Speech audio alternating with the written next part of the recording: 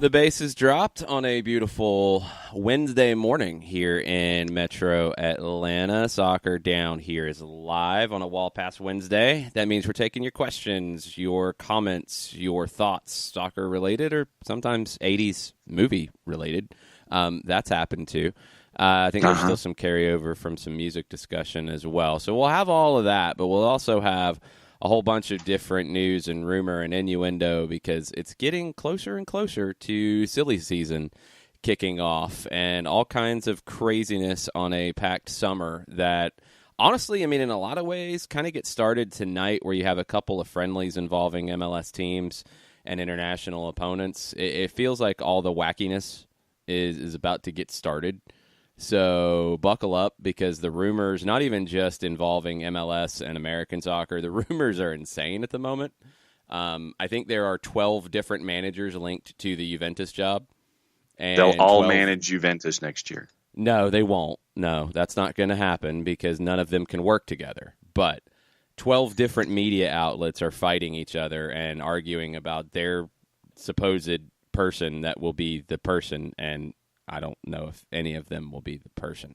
So we'll see how that goes. We'll see how all of the other rumors around MLS go. One thing we didn't get to yesterday that I did want to drop in here at the beginning, talking about managers, there's a lot of talk out there about what Cincinnati's going to do.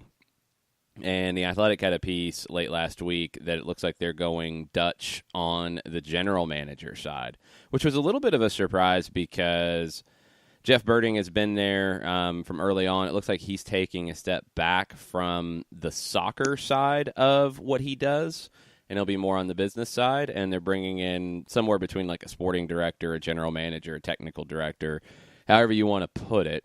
And it looks like they're going Dutch there. Well, that means the rumors that Matt Doyle talked about on Extra Time about Philippe Cocu being the next manager of FC Cincinnati. Maybe it all makes sense. That'd be a pretty good get for Cincinnati. You're talking about a Dutch national team legend. Can he be a manager in Major League Soccer? We'll see. We'll see if he can grow into it. And that's the thing for me. It's like, you have all of these names now attracted to and being attracted to Major League Soccer. And I think it speaks a lot about the three-dimensional thought, for lack of a better phrase, in trying to bring in individuals to help your team go forward and the league continue to go forward.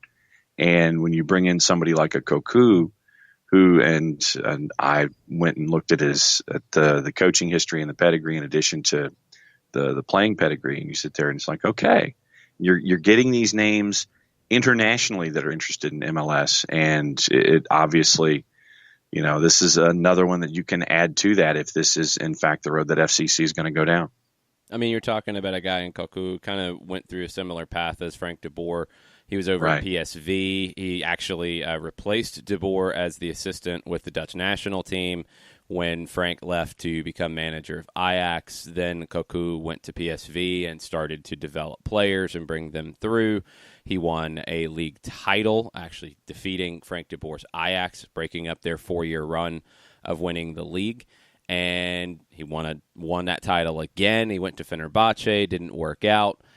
He would be a great addition. I like what some of these different clubs are starting to look at going a little bit bigger. I mean, Alan Koch did very well at USL, but there were rumors. I mean, I was hearing them back in January about, I don't know if this is going to work out. And it's like, why? He hasn't even started yet. What's going on? And we had seen the results in USL, how they were very good in the regular season and then not in the postseason. But there were rumblings of, well, it doesn't really get along. Well, there's things that are just not quite working here. The way people are being handled. Lots of stuff like that. Felt like maybe the job was a little too big. It's not going to be too big for Cocu. So we'll keep an eye on this one. Stay tuned. Matt Doyle dropped that on Extra Time. I think that's a big win for FC Cincinnati if they go in that direction. We'll just have to wait and see how it could fall out. The rumors, though, are going to get bigger as we get further into the season because you also have Colorado, which we don't really know what direction they're going to go in. There hasn't really been a whole lot of talk about where Colorado is going to go. I don't think there's going to be any other managerial changes in MLS, but it seems like every cycle, every 6 months, you're starting to see bigger conversations about ambition, about being more than what your club is. And more clubs are starting to have that conversation. It's not okay to settle. That's a good thing. There are still some clubs that do, but those numbers have really diminished over time. I mean, one other thing that came up with extra time, Charlie Davies hopped on, and Charlie Davies very close to the New England Revolution organization, and he talked about how budget's not going to be an issue for Bruce Arena with the Revolution. And that was our speculation when he took the job, was that he's not taking that job if he's not going to get the resources to do what he wants to do. Charlie Davies said the same, essentially, on extra time. Makes sense. You've seen an increased investment from Robert Kraft. I mean, he was ready to drop $14 million on, Mpoku from the Belgian league. A player that actually some people started to say after that fell through that the Revolution dodged a bullet there, which, wow. If he was the guy that Brad Friedel had identified, and it sounds like he was, maybe it all did work out for the best. And maybe the fact that they didn't spend it on him is a good thing, but they were willing to spend it. And that's the interesting part here. What is Bruce going to do? We'll have to wait and see. It's becoming a more interesting conversation around the league, I think, when you're starting to see these types of moves and these types of just more ambitious moves. Well, and I mean, you go back to the Revs, and they're investing. They broke ground on their academy and practice fields out closer to Foxborough. So when you see that kind of investment, you know that they're getting in a direction where they're going to be investing and spending money, whether it's 8 figures to the left of the decimal place on players or on their local footprint. And honestly, I think that when you look at these windows now as they're coming up, it's something that you have to pay attention to now if you're a fan of any team in MLS. It's not something that just kind of passes you by and there's no movement from any team and everybody's the same and everybody's just going to do whatever they're going to do. No, you're seeing teams now who are either looking to have players picked up from other leagues around the world, or you're looking to invest in your team for the stretch run and bringing in players from those same leagues. And I think that, welcome to growth, welcome to the international stage. And you see teams that want to make those pushes and try to get north of the playoff bar or get higher above the playoff bar. And, you're seeing this in MLS now far more than you have. And I think it speaks to what MLS is doing on the world stage and what the owners here in 2.5 and 3.0 and, as we get toward 3.5 and 4.0, you're seeing what they want to do to make MLS worthy of a conversation on the world stage. And transfer windows are now times where, as a fan or as a journalist or a follower of the sport, you're going to have to buckle up and sit there and, read all of the trades, read social media, make sure that your tweet deck is up to date and making sure that all of your contacts are right there. And I think it's great for the league. I think it's great for the growth of the league to have these conversations to where you have fans and journalists looking up, okay, who is Pachuca and why did Romario Ibarra go from Minnesota down there? And all of these players that are now coming in, all the players who want to come in, all the teams that want to bring in players, all the players that are looking to be going out. And that's what makes our show good. We have stuff to talk about on an international stage. It's one part of it. Yes, and there's just more happening, and this is a good thing. We'll get into the Pachuca and Romario Ibarra stuff in a bit. Let's talk about some news in the Atlanta United universe that popped off yesterday. Pity Martinez left off of the Argentina squad for the Copa America. He will not be joining up with the Albiceleste. Likely came down to him and Paulo Dybala, which is kind of crazy that it came down between an Atlanta United player and a Juventus player, but that's where you're at. Neither one's been in great form, but Dybala's been in a little bit better form, so he gets the nod. And what I'm curious now is to the reaction. We know how much Pity Martinez wanted to play for Argentina. It's something he's talked about consistently. It was a big deal to get the call up last year, and the fact that he's not getting this opportunity for Copa America. How does he react? Is it something that spurs him on to find another gear? Is it something that hurts a little bit and takes a minute? Every player's different. And I think, my concern is that we've seen some of the reaction to Pity Martinez so far. This is going to have an effect on him, either positive or negative. And if it has a negative effect on him, I hope that people understand how big of a deal this is.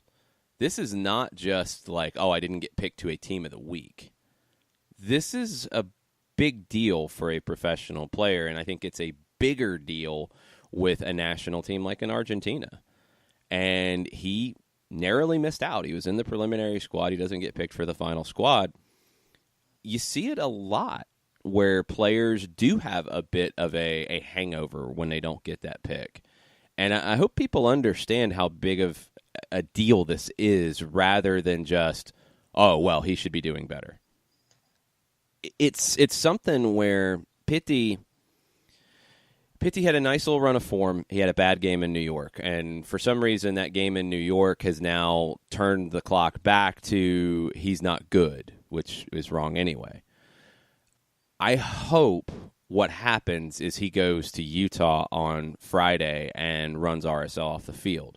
I hope he has that type of motivation. I hope he has a little bit of that Diego Maradona bronca, is what he called it, when things would go against him and he would turn it into, it's a combination of anger and fuel. I hope Pity has that and has that game that is, sticking it to Lionel Scaloni in a way to say, look, no, you should have picked me. I hope he's ready to do that. He might not be. And he might also need a break because he played a lot of minutes and had a lot of travel that he's not accustomed to. I hope that it's a good day for him on Friday to answer some of this. And I hope also that people understand that if there is disappointment on his end, why that's the case. This is Argentina. I mean, it is a 3-word phrase that you can either put in italics or have an exclamation point at the end of it. This is Argentina we're talking about here. And to have a player associated with Atlanta United with the talent of Pity Martinez, to have Argentina and Atlanta United in the same sentence is tremendous. And to your point, I'm hoping that everyone understands that this is gonna, this stings, and then what do you do from it? And sometimes it takes a minute to shake things off and sit there and it's like, all right, I'm gonna dust myself off, pick myself up, and then we're gonna get back at it and we're gonna prove folks wrong, because there's a saying, success is the best revenge. And that's what you're hoping for when you are around a player that is as talented as Pity Martinez, and he is presented with the chance to prove people wrong. And the best way you do that is through success on the field. And I'm hoping that whenever that first step is, if it's, hopefully it's against Real Salt Lake this weekend. If it's not, if it's against Minnesota, if it's, the next opportunities after the international break, that Pity Martinez sets the league on fire and proves a point to everyone in Argentina associated with the national team to sit there and go, look, you passed up something. That's on you. And this is what you're missing out on. I want that to happen, and I'd love to see it happen. But yeah, sometimes it does take a while to sit there and shake things off. Yeah, I mean, sometimes there is disappointment, and I hope that that's understood, and I hope that it's a short disappointment if that's the case. But I hope he's a little angry, and I hope he comes out to try to prove something to the Argentine coaching staff, and that would be a good thing for Atlanta United, be a good thing for Pity Martinez. Hopefully his teammates lift him up a little bit too, because they know how much this means to him. They're all striving to play for their national teams as well. It's the greatest honor you can get in the game, and it's why playing for your national team is something you don't turn down, and it's why that, yes, it does have a impact on your club form and your club availability, but it is the ultimate. And hopefully his teammates have his back and lift him up, and you would expect that they would. It's a pretty tight-knit group. So hopefully they can help him get through it quickly, and he can go out and have an outstanding performance in Utah against a team that, look, he's going to have some space to operate in against Real Salt Lake. They're a pretty open team. They're going to go out and try to get their 3 goals in this one. So Pity Martinez will have some opportunities to do things at Rio Tinto Stadium, and I hope he's able to take full advantage. Let's take a break here, come back, we'll get into some of your questions, we'll get into some other things right after this. Today's show is presented by Appolinsky & Associates, personal injury lawyers with over 30 years of experience, supporters of Atlanta United, Faction, and Inter-Atlanta Youth Football Club. If you've been hurt in a wreck, contact Steve today at steve@aa-legal.com or call in 24/7 at 404-377-9191. The initial consultation is free. A ranger station. I'd like to report a bear hug. Okay. I put out my campfire and Smokey Bear hugged me. So you drowned the fire, you stirred it, drowned it again, and felt that it was cold? Uh-huh. Yeah, but he's just letting you know you did good. Bear hug from Smokey Bear. Status update. I'm gonna let you go now. There are many ways to start a fire, but one sure way to put it out. Learn how you can do your part at SmokeyBear.com. Sponsored by the U.S. Forest Service, Ad Council, and your state forester. We know that every driver is different, and a one-size policy does not fit all. That's why Country Financial offers a variety of discounts, so you get the coverage you need and the savings you deserve. From good driver to good student, multi-policy to multi-car, we've got a discount to suit every driver. Call Jason Wright at 678-568-6871 today to see what you could save. On Facebook at Jason Wright Agency, or by phone at 678-568-6871. Discounts vary by state. Policies issued by Country Mutual Insurance Company, Country Preferred Insurance Company, or Country Casualty Insurance Company, Bloomington, Illinois. Every hiring manager knows that a company is only as good as the people it's made from. So where do you find the best people? That may surprise you. Meet the grads of life. Young adults of unique determination and experience. An ideal fit for your company in an entry-level position, internship, or even mentorship. They might not have every qualification you typically look for, but they're exactly who your company needs. This is talent worth knowing about. Go to gradsoflife.org to learn how to find, cultivate, and train this great pool of untapped talent. Brought to you by the Ad Council and gradsoflife.org. Welcome back. Let's get into the schedule a little bit for today when you look around MLS. And there's also a big game on the ESPN family networks in USL Championship. We'll get into that too. It starts out with a match with Vancouver headed to Red Bull Arena. And I say headed because I don't know if they've gotten there yet. Yeah, exactly. No, they have gotten there yet. They have arrived. Oh, wow.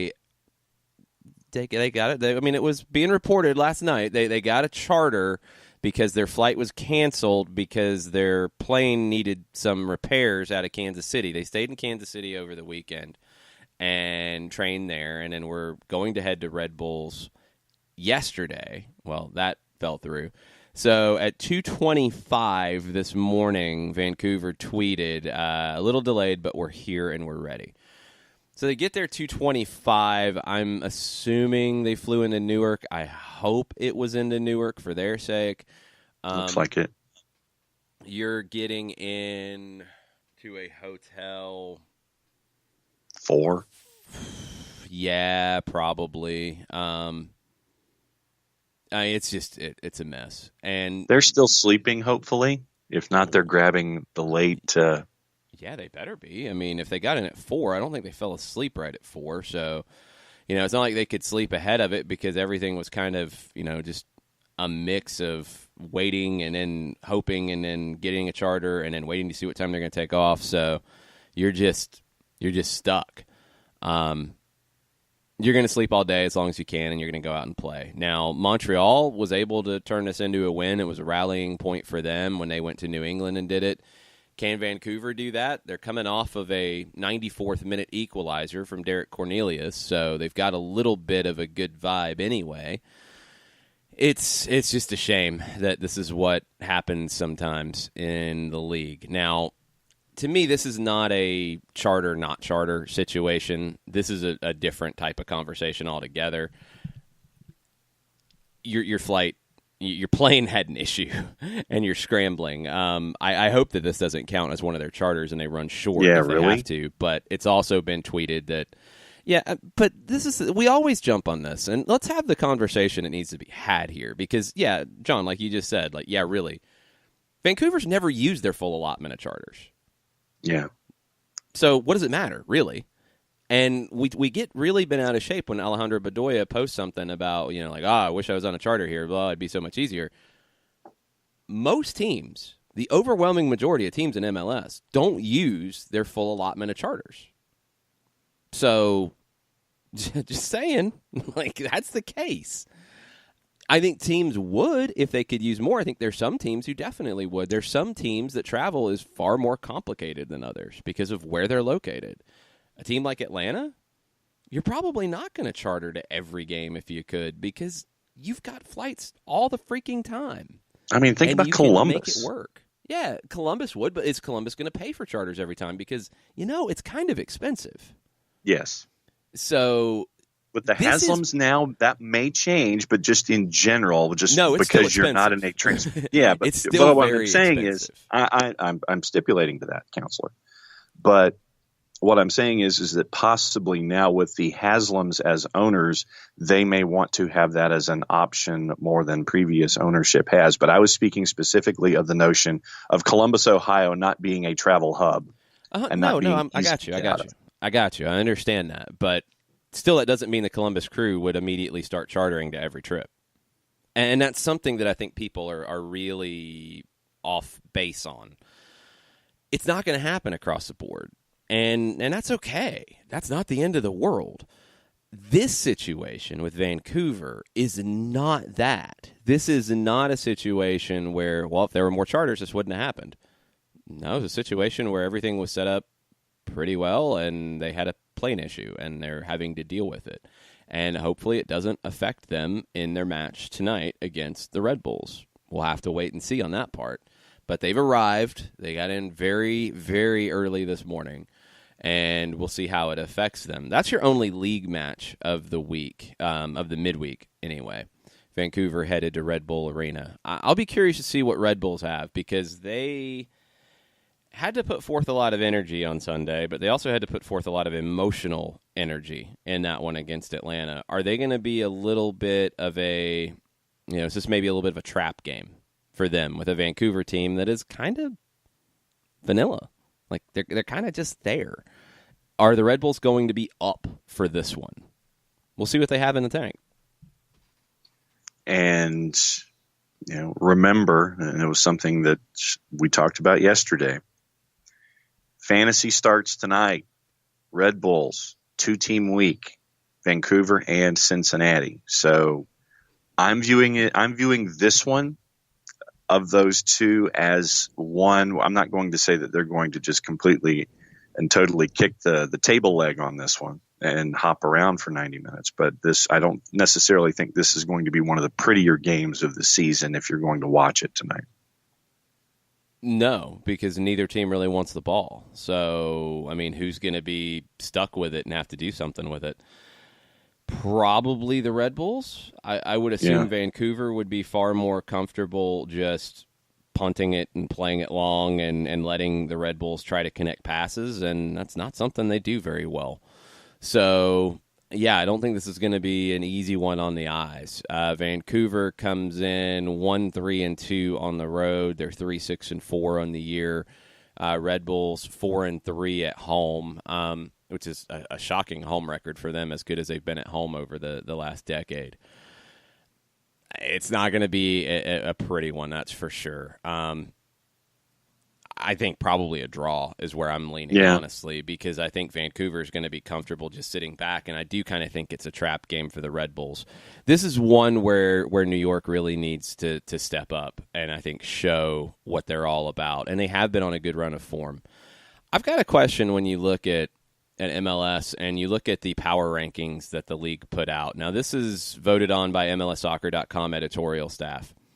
So out of the top 10 in the Eastern Conference, Philadelphia number 1, they're number 3 overall. LAFC and Seattle are ahead of them. No real surprise there. NYC is next out of the East in 5th overall. They're 1 spot behind Houston. Okay, I can see that. They've been on a really good run of form. DC is next, then Red Bulls. Toronto is 8th? No. Toronto is 8th. No. Atlanta's 9th. Toronto is 8th. No. I'm going to say that one more time so you understand what has happened at MLSsoccer.com with this one. Toronto FC is listed as number 8 in their power rankings. And there's not a smiley emoji or a winking emoji or anything next to it. Like, it's real. Toronto's lost 3 of their last 4, y'all. That's happened. Atlanta has won 5 of their last 6 and 6 of their last 8, but Toronto losing 3 of their last 4 is ahead of Atlanta in the power rankings. If you ever wondered what the general thought is about Atlanta United, there you go. That's embarrassing in my opinion. Red Bulls at 7, yeah, I get it, especially after the win here. Red Bulls went from 12 to 7.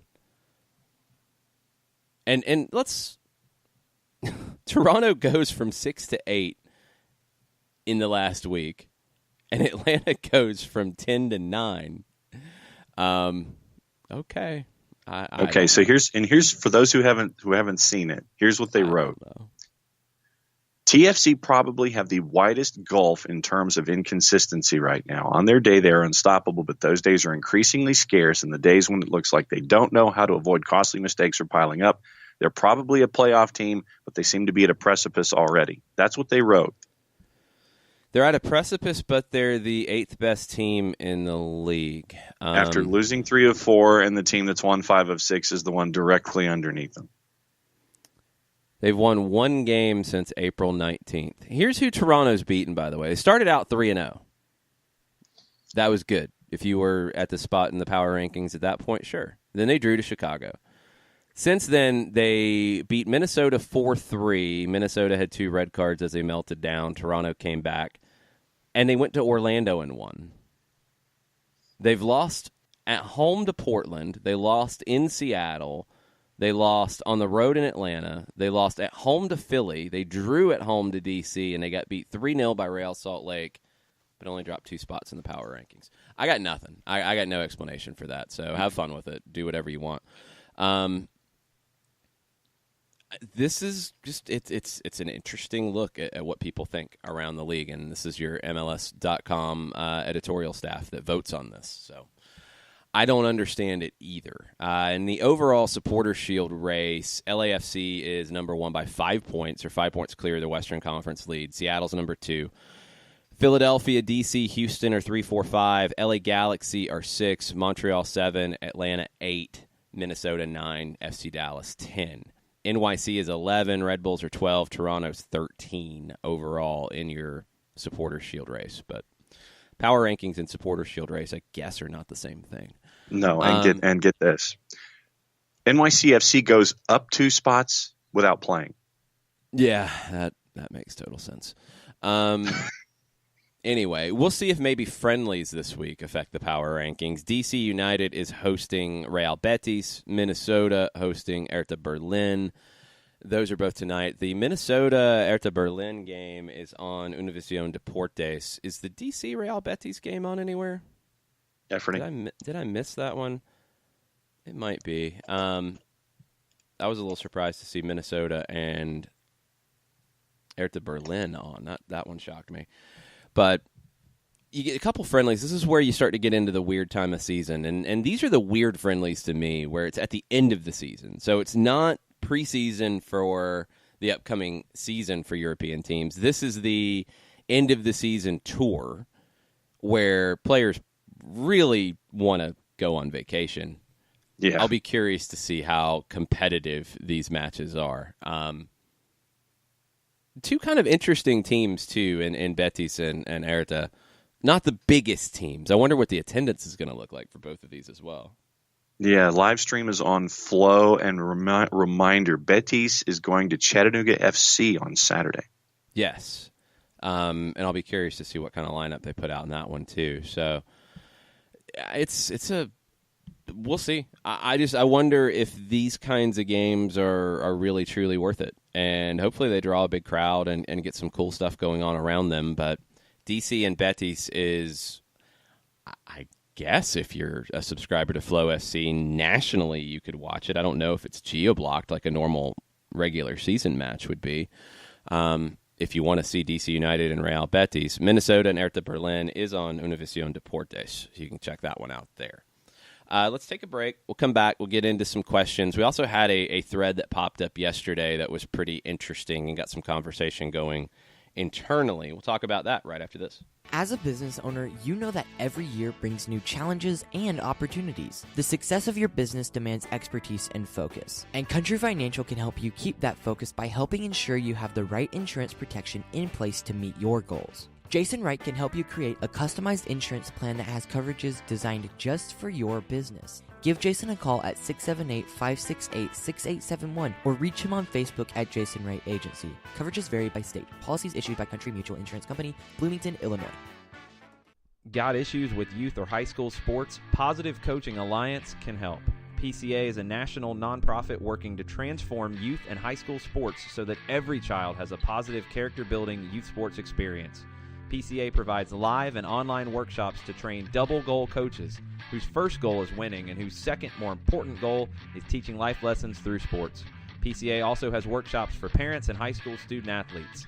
For more information, please visit positivecoach.org.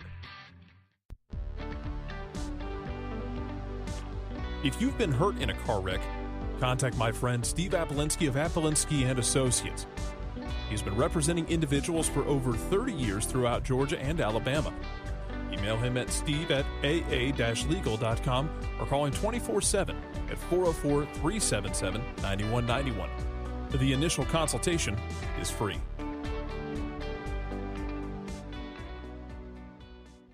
I adopted Bento in 2010 from a shelter. This cat makes me make art. He's always motivating me to draw pictures of him. He just is motivating artistically. He's my best friend, but a lot of people know him as Keyboard Cat. Keyboard Cat, YouTube star and shelter pet. Amazing adoption stories start in shelters. Start yours today. Visit theshelterpetproject.org to find a pet near you. Brought to you by Maddie's Fund, the Humane Society of the United States, and the Ad Council.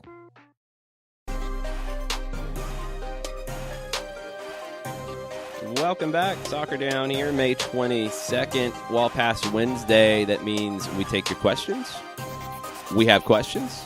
Let's take some. What do we have? Four-Card Ahmed with the question that seems to have dominated the morning. And he posted it at 5:30 this morning. So Four-Card was up rather early. Rambo versus Commando. Who's your money on? Is it who's your money on? Or okay, so it's in a fight between those two. Who's your money on? Yeah, it's not Rambo even versus like what's Commando. the better movie. No, just if John J. Rambo was going up against the Arnold Schwarzenegger character from Commando, who's your money on? I mean, probably not really my area of expertise. I would have said that Rambo is probably the better movie, but I guess in a fight between the two, I'd go Commando. Okay, now what's your rationale? I don't really have much of a rationale here. I'm not going to be able to break this down in terms of like fighting stance or strength or resiliency or any of that. just from sheer look, just my gut feeling is that Commando would be able to handle it. And maybe I'm being swayed by the fact that somebody in South Africa over the weekend drop-kicked Arnold Schwarzenegger, and he shrugged it off like it was a small child tapping him on the shoulder. Which it was. I mean, it looked like it, and that guy's probably still getting roughed up by Schwarzenegger's people. John J. Rambo versus John Matrix. I've got to go with Rambo. Okay. I just think that with with John Matrix, it's just brute force and large weapons. With Rambo, there's imagination there when it comes to conquering your enemies. So I'm going to go with the three-dimensional thought pattern of a troubled John J. Rambo versus John Matrix. Ahmed, by the way, generally wins in those types of situations. And let's see. Ahmed went with Rambo, and I'm trying to scan. And Garlic Bread Warlord is Commando. He says this is only because 1980s Arnold would never allow his character to die or sustain any injury other than a basic flesh wound. That's a good point. Yeah, if we're talking the characters, then you get into the way that the actors were and all of that. So yes, I would definitely feel better about my pick of Commando now. And Ahmed did put in a qualifier of it saying that this is just Rambo versus Commando. 80s Arnold would also include Terminator, Conan, and Predator Arnold. That would clearly be a landslide win for 80s Arnold. And then Nick said, very well, Commando, larger arsenal and physically stronger. Yeah, it's just brute strength. I'm voting on brute strength in a one-on-one fight. Okay, I'm going with imagination. I'll go with John J. Rambo in that one. So okay. that was where my brain was going. I figure, if you're gonna take full advantage of a forest and use it to hide and conquer your enemies, then I'm going to go with Rambo. I mean, you blew up an entire town in Oregon that included Brian Dennehy. It's a one-on-one fight. Like, now we're talking about forests and hiding out in forests and running around. Like, no, it's a one-on-one fight.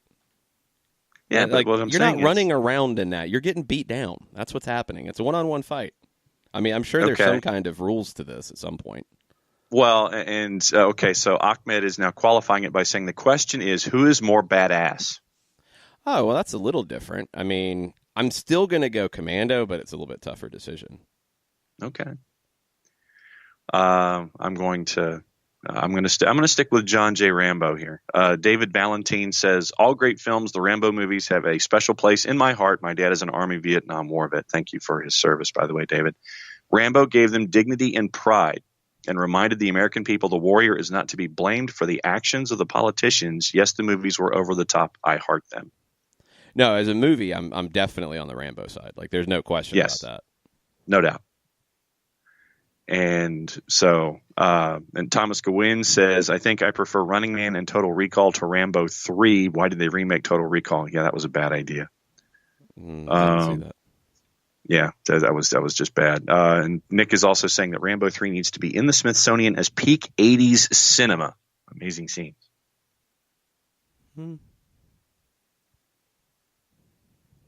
Action movies of the 80s. Rambo takes down an anti-tank Russian helicopter with an arrow. David Valentine says the greatest moment of American arrogance on film ever. It's up there. So let's see. David Benson chimed in. I'm trying to look at other things that were a part of. Okay, John Nason on A Wall Past Wednesday. MLS schedule next year, 26 teams mean we won't see 3 Western teams if the season is still 34 games. I don't like that idea one bit. What changes might we see? Atlanta United needs to split Cascadia teams home and away rather than all the same each year as it stands now. # Wall Past Wednesday. Totally agree on the Cascadia situation. I didn't like it in 17 when it was set up this way and Atlanta went out to all of them. And then last year didn't go out to any of them. It stacks your schedule in a really weird way. So use this as an opportunity to reorganize that type of stuff, MLS. That would be great. I don't know what they do schedule-wise, to be perfectly honest, because you need to play everybody. That needs to happen.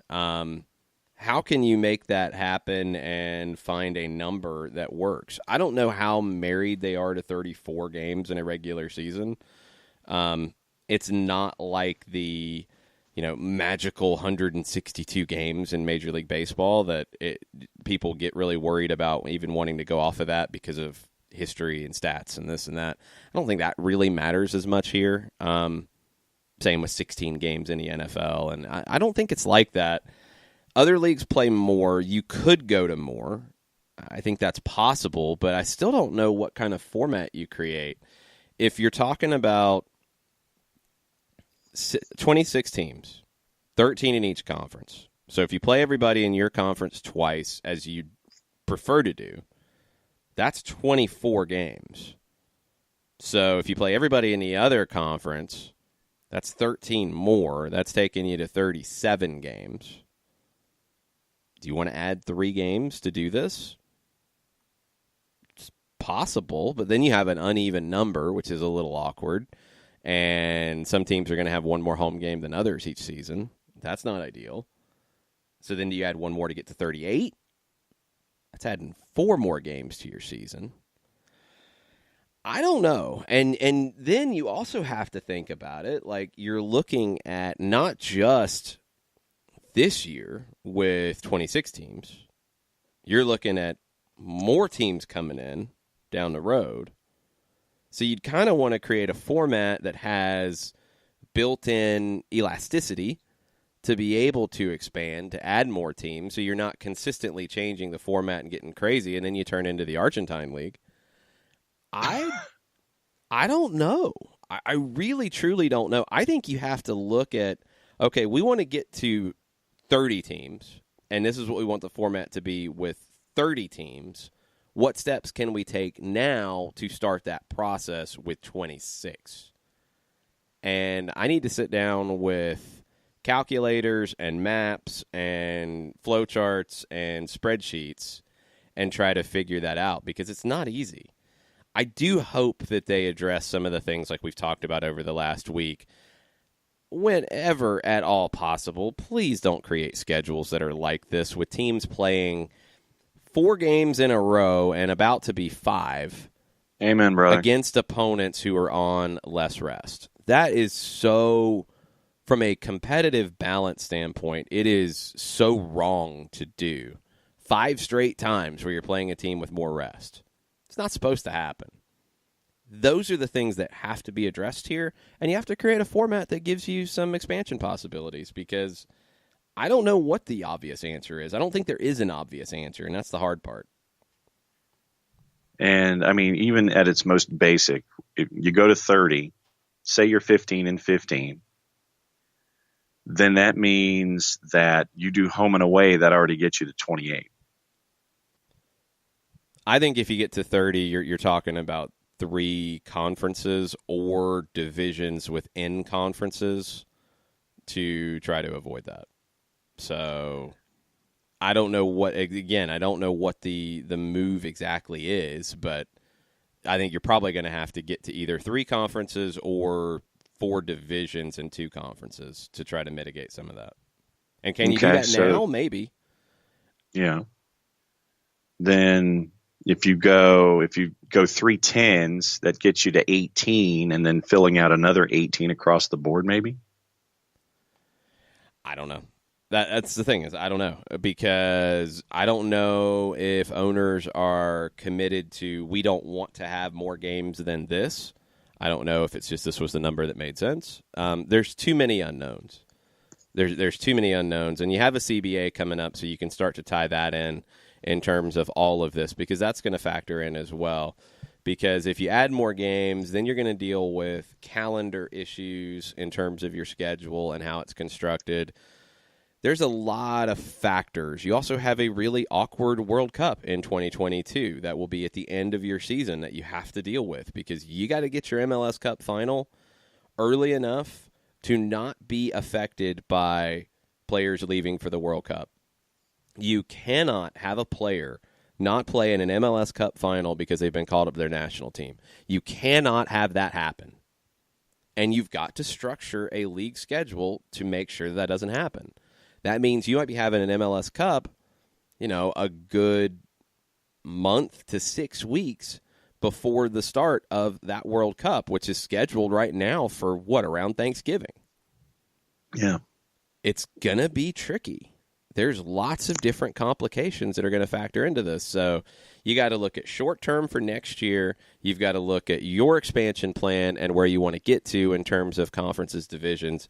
And you've got to keep in mind that World Cup in 2022. It's a lot of stuff. It's not going to be an easy solution, and I don't think there's going to be a way at all to get it 100% completely correct and easy to deal with. John Nason floats the idea of 3 conferences, home and away, and in the conference, home or away in the other 2 get you to 34. One conference plays teams 3 times until the 27th team arrives. Then it evens out. It works with 30 if you're going to a 38-game season. If you go to 38, you have more flexibility. If the owners don't want to go to 38 and you're at 34, it's going to be a little more complicated, and then there's going to have to be wiggle room built in while you're adding teams. And you do have to think about the calendar because it's also been said that they're starting earlier next year. So you've got to balance out, okay, we're not having games in Minnesota in February because that would probably be a bad idea. It's not easy. It's not going to be easy, but I hope they find a format that is good from a competitive standpoint, and I hope that they address some of the issues that we've seen pop up over the years in terms of teams playing on short rest, in terms of playing back-to-back against the same opponent like LAFC and Dallas just did. That's bad news. Stuff like that, MLS needs to avoid at all costs. Might be impossible, but they've got to try to avoid it or at least limit it, because it's not good from a competitive balance standpoint. Let's take a break. We'll get into the MLS Buzz tweet that caught our attention yesterday about salaries and how things are looking for MLS compared to some leagues in Europe. And all of that is an interesting precursor to the CBA discussion coming up at the end of the season. And on top of the calendar issues and the schedule issues, money issues always drive the CBA. So we'll get into all of that right after this. Today's show is presented by Appolinsky & Associates, personal injury lawyers with over 30 years of experience, supporters of Atlanta United, Faction, and Inter-Atlanta Youth Football Club. If you've been hurt in a wreck, contact Steve today at steve@aa-legal.com or call in 24/7 at 404-377-9191. The initial consultation is free. A ranger station. I'd like to report a bear hug. Okay. I put out my campfire and Smokey Bear hugged me. So you drowned the fire, you stirred it, drowned it again, and felt that it was cold? Uh-huh. Yeah, he's just letting you know you did good. Bear hug from Smokey Bear. Status update. I'm gonna let you go now. There are many ways to start a fire, but one sure way to put it out. Learn how you can do your part at SmokeyBear.com. Sponsored by the U.S. Forest Service Ad Council and your state forester. We know that every driver is different, and a one-size policy does not fit all. That's why Country Financial offers a variety of discounts, so you get the coverage you need and the savings you deserve. From good driver to good student, multi-policy to multi-car, we've got a discount to suit every driver. Call Jason Wright at 678-568-6871 today to see what you could save. On Facebook at Jason Wright Agency or by phone at 678-568-6871. Discounts vary by state. Policies issued by Country Mutual Insurance Company, Country Preferred Insurance Company, or Country Casualty Insurance Company, Bloomington, Illinois. Every hiring manager knows that a company is only as good as the people it's made from. So where do you find the best people? That may surprise you. Meet the grads of life. Young adults of unique determination and experience. An ideal fit for your company in an entry-level position, internship, or even mentorship. They might not have every qualification you typically look for, but they're exactly who your company needs. This is talent worth knowing about. Go to gradsoflife.org to learn how to find, cultivate, and train this great pool of untapped talent. Brought to you by the Ad Council and gradsoflife.org.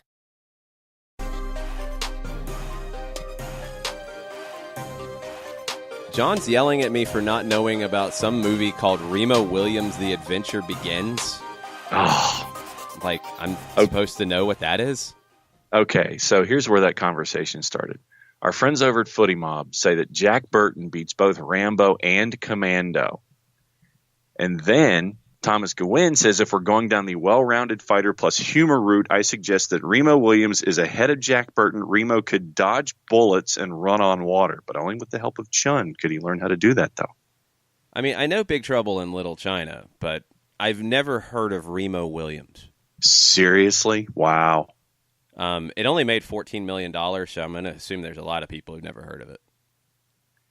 Fred Ward, Joel Gray, Kate Mulgrew. Very underrated movie to me, anyway. Okay, I missed it, and I wished that there was a sequel, but then there was never a sequel. Fred Ward and Joel Gray just did this one, and they set it up for sequels, and they never did a sequel. Probably because it only made $14 million. Yeah, that usually will do it. Rotten Tomatoes was not a fan either. I've never heard of this. I've never heard of it. Wow. I'm going to have to get this for you for Festivus. Oh, jeez. Okay. Let's talk about a piece of MLS buzz on Twitter, MLS_buzz threw out there yesterday. And we were talking about the CBA in terms of the schedule. This is another really important part of that upcoming CBA discussion. So when you compare, and look, this was kind of sketched together by MLS Buzz and admitted that they didn't go like into every possible layer of detail of this study. They grabbed teams that were kind of in the middle of the table in the United States, in Germany, in Italy, and France, and compared total player salaries. It's not a dramatic difference. It's not a dramatic difference at all. For example, Spal in Italy, their total player salary, from what MLS Buzz could determine, $12.6 million. Real Salt Lake, total player salary, $8.9 million. Not a huge difference. Not. In Ligue 1, 12.1. So spending is not as crazy off as you think it is. This was the part that grabbed my attention. So this is, again, it's a random comparison. You're pulling things out, and you need to dig deeper to really, truly wrap your head around it. But number of players who make over $1 million comparing Cagliari and Seattle Sounders. Cagliari, 3. Sounders, 4, who make over $1 million. Okay, pretty similar. Number of players who make $300,000 to $1 million. Sounders, 7. Cagliari, 21. Total salary, Cagliari spends just over $5 million more than the Sounders, according to the numbers available. And I agree with Buzz, and this is Buzz's take on it. This is the conclusion. In short, MLS coming out of the new CBA in 2020, committing to spend a $4 or $5 million more on the middle of rosters would elevate this entire thing to a new level. We're really not far away from taking another big step. At the top, you're spending a really similar amount. In the middle is where you're not. And that's why, when we've talked about targeted allocation money, I love the concept, and I think it's been really effective. But there's more room to grow in that. And Buzz went a little bit further to compare Atalanta, who right now is third in Serie A, with Chicago Fire. And you're talking about payrolls that are pretty much the same. The Fire spent a little bit more. But again, it's top-heavy. You're talking about, for Chicago, 75% of their payroll goes to 3 players. Crazy. And what they're spending on Schweinsteiger is going towards like 8 or 9 different players in other leagues. That makes a huge difference. So how do you get there? And, I mean, we don't have the time to answer the question, and we're not cutting the checks. But if you increase the salary cap, that's one thing. But how do you ensure that it's not just committing – and I'm assuming if you increase the salary cap and you're talking about lumping DPs into that, lumping TAM into that, lumping it all together and saying you can spend $20 million. Do teams then spread it around more, or do you need to create mechanisms to make them spread it around more and have certain types of spending in the middle of the roster?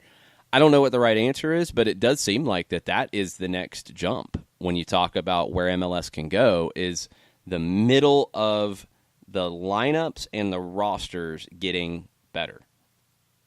Yeah, in other leagues there are fail safes. In just as an example, the National Hockey League has both a floor and a ceiling when it comes to their salary cap. So that way, you're not just dropping money, and you're not spending. If you don't want to spend like the Arizona Coyotes haven't in the past, you have to at least spend to a certain level for securing some kind of not continuity, but just an equality of the talent pool that you are investing, and even if you are taking on dead contracts. So there are fail safes in places like the National Hockey League. I would think that MLS is going where I'm at here. That's not the conversation. I mean, I think you need a floor, but I'm not talking about that. I'm talking about very strategically, because you can spend the max or you can spend the floor. It's about spreading the money around. Right. If you spend the floor, but you have Bastian Schweinsteiger at $6 million, and that's over half of your budget, that's the same. That doesn't change anything. And this is what I'm kind of thinking is you do need some kind of classifications. And we know the NBA has all kinds of complicated roster classifications. And I don't know if that's a solution. I don't know if it's expanding targeted allocation money and giving more and making them spend it in certain ways. But the floor doesn't solve it for me, because teams could still put the bulk of that into a big contract with a player and you're at the same spot. It's about spreading your spend over 20 players as opposed to over 6. That's where the league needs to get to. Yeah, no, for me, I was just getting into the notion of there being fail-safes in general, and that those fail-safes did exist in other leagues. But no, to your point, I agree that there has to be something to help continue to reinforce the notion of depth and quality depth when it comes to rosters, instead of just having it being top heavy and spending it on 1, 2, or 3 guys like Chicago has. That was my whole point.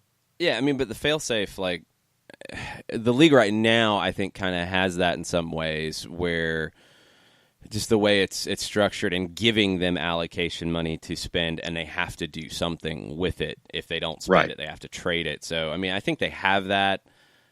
I don't think that's the issue. I mean, you're going to have teams that spend less than others. That's fine, and that's as it should be. But I don't think you have anybody who is just so dramatically spending less that it's a problem. There's some clubs that you wish spent more, but there's not a. I don't know if we have a comparison. Like there's not a Phoenix Coyotes or something going on here where it feels manufactured that they're getting to that. That's not happening in MLS, and hopefully it doesn't. Right.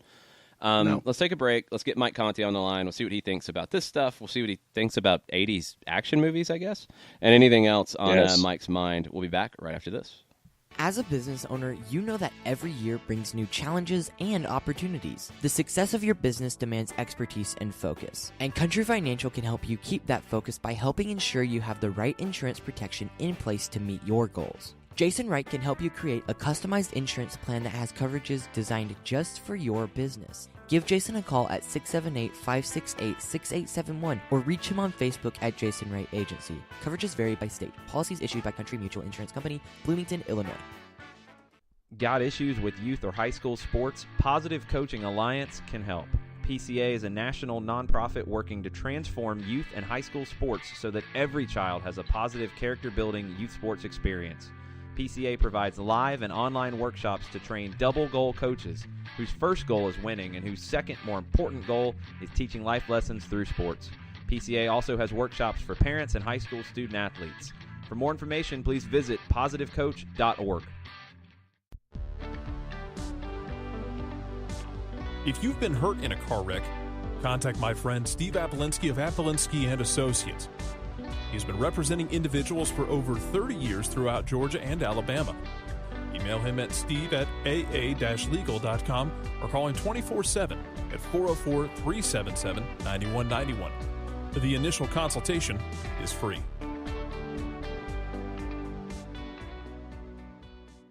I adopted Bento in 2010 from a shelter. This cat makes me make art. He's always motivating me to draw pictures of him. He just is motivating artistically. He's my best friend, but a lot of people know him as Keyboard Cat. Keyboard Cat, YouTube star, and shelter pet. Amazing adoption stories start in shelters. Start yours today. Visit theshelterpetproject.org to find a pet near you. Brought to you by Maddie's Fund, the Humane Society of the United States, and the Ad Council. You're listening to Soccer Down Here daily on SDH Networks, a division of OSG Sports. Find us at Soccer Down Here on Facebook and Twitter. The time is now the top of the hour. Peep, y'all. Welcome back. It's Wednesday. It's a Wall Pass Wednesday. It's 10 a.m. That means it's time for Mike Conti to join us. And there's no fire alarms this time. No, I'm back in the comforts of Atlanta in the 92.9 The Game studio. So if the fire alarm goes off here, the building is literally burning down, and I'm probably going to have to hang up. I don't know. With all the construction going on over there, I wouldn't put anything past it. Who are you telling? My goodness. I mean, the building has been vibrating over the last day or two because they keep chipping away at this concrete facade, and every time they do that, they hit a steel beam, and all the beams are connected. So it's just all kinds of fun here. I mean, Chuckery's jokes about it being Nakatomi Towers are kind of perfect because I think it's getting closer to that every day. We have been told to not say that type of stuff anymore. Apparently we have offended the landlord. So, yeah, it's unfortunate. Yeah. Well, it does lead us into our Wall Pass Wednesday question, though. Okay. Well, I can't wait to hear it because John during the break was giving this a pretty elaborate build up. So I can't wait to hear this. Okay, so the initial question, which has garnered a spinoff later in the hour, Rambo versus Commando. Who's your money on? Boy, I really hate to derail this. I have never seen Rambo, and I have never seen Commando. So, I mean, I like Sylvester Stallone because he's Rocky.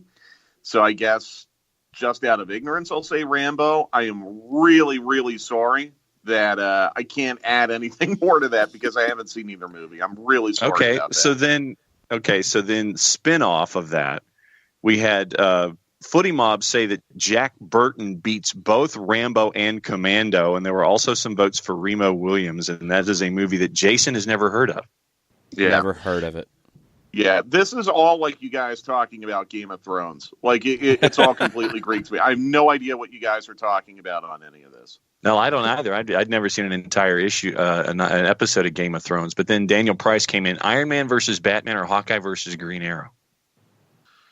Iron Man against Batman? Yeah. Iron Man, probably.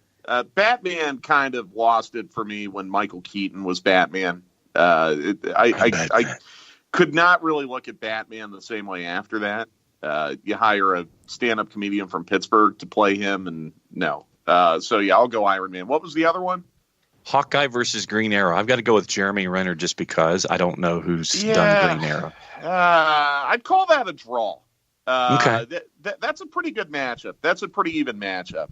I mean, if they're going to play legs and go to penalties, I'd probably say Green Arrow. But okay, that's tough. That's really, really tough. The thing about Michael Keaton Batman, though, is it had the best soundtrack because Prince did it. True. That's not a bad point. And then you had Clooney. Yeah. You know what the problem is, though? Like, if you're an action movie leaning on the soundtrack to prove, you're in trouble. You got a real problem there. Real problem. Like, can any of you, speak, just off the top of your head about the soundtrack to any of the Avengers movies or any of the, heck, I'll even go to Deadpool. No, I don't know if there was any music in Deadpool. I just know Marina Baccarin was in Deadpool. That was good enough for me. Yeah. Yeah, good questions, though. I mean, I'm sorry I can't really shed much on the Rambo debate because I honest to God, as much of a fan as I am of the Rocky franchise, I've never seen a single Rambo movie. Not one. It's been forever, and I know I saw Commando back in the day, but I couldn't tell you much about details from any of them. Jesse Ventura. Yeah, I mean, no, I know it's there. I don't have any detail for you. It's not quite Game of Thrones for me. I know more than that, but yeah, I'm not.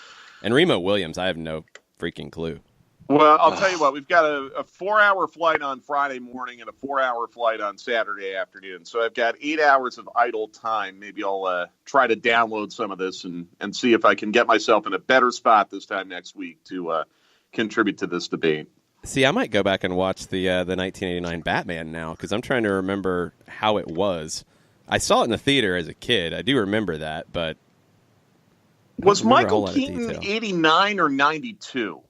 Or was 92 the sequel? Like, he was I 89. seem to remember 89. Okay, I don't know why I remember summer of 1992 for some reason as having a Batman movie. I could be totally wrong on that. 89 also sounds familiar. But, oh, geez, now. 92 is the animated series. Okay, gee, it was mid-90s I have no idea what I'm is when they thinking, came back with, I remember, Alicia Silverstone was in one, Jim Carrey was in one. Wasn't what's her name? Not Claudia Schiffer. Famous blonde femme fatale as Catwoman. Michelle Pfeiffer. Michelle Pfeiffer. Yes. That's it. Yeah. See, again, I don't know why I'm thinking 1992 on that. Anyhow, I'm totally derailing your conversation. I apologize. No, it's all good. Happens. Batman Returns was in 92. That's what you're thinking. Okay, that's it. But the Danny DeVito, Michael Keaton, Michelle Pfeiffer, that was 92. Gotcha. Okay. Yeah, because, Danny DeVito and Michael Keaton, when you think of an action movie involving superstars, those are two guys right at the top of my casting list all the time. I forgot that Keaton did two. I'd forgotten that he did the second one. Yeah, Okay. I don't think they could get out of the did. contract. I think that's what it came down to. There we go. All right, let's spin it back to MLS and the question that we were just talking about. We had two really thoughts to it. I know you've put some thought into scheduling and what it could look like in the future.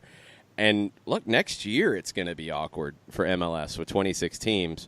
We had a question about what that looks like and what you think MLS should do to deal with two new teams coming in and trying to find some kind of scheduling balance. Next year is harder than when you would go to 30. By the time you get to 30, I think then your solution is a little bit more clear, where you play everyone in your conference twice, you play everyone in the opposite conference once, and you have a protected rival. Or, I'm sorry, you go to now I'm confusing myself. Excuse me. When you get to 28 teams, it has to be an even number where you can have 4 even divisions, and you play everyone in your division twice, play everyone else in your conference once, everyone in the opposite conference once, and then you find a protected rival somewhere like Alabama, Tennessee, or Georgia, Auburn, where you aren't in the same division, but you still play each other twice every year. I think you can pull that off pretty easily.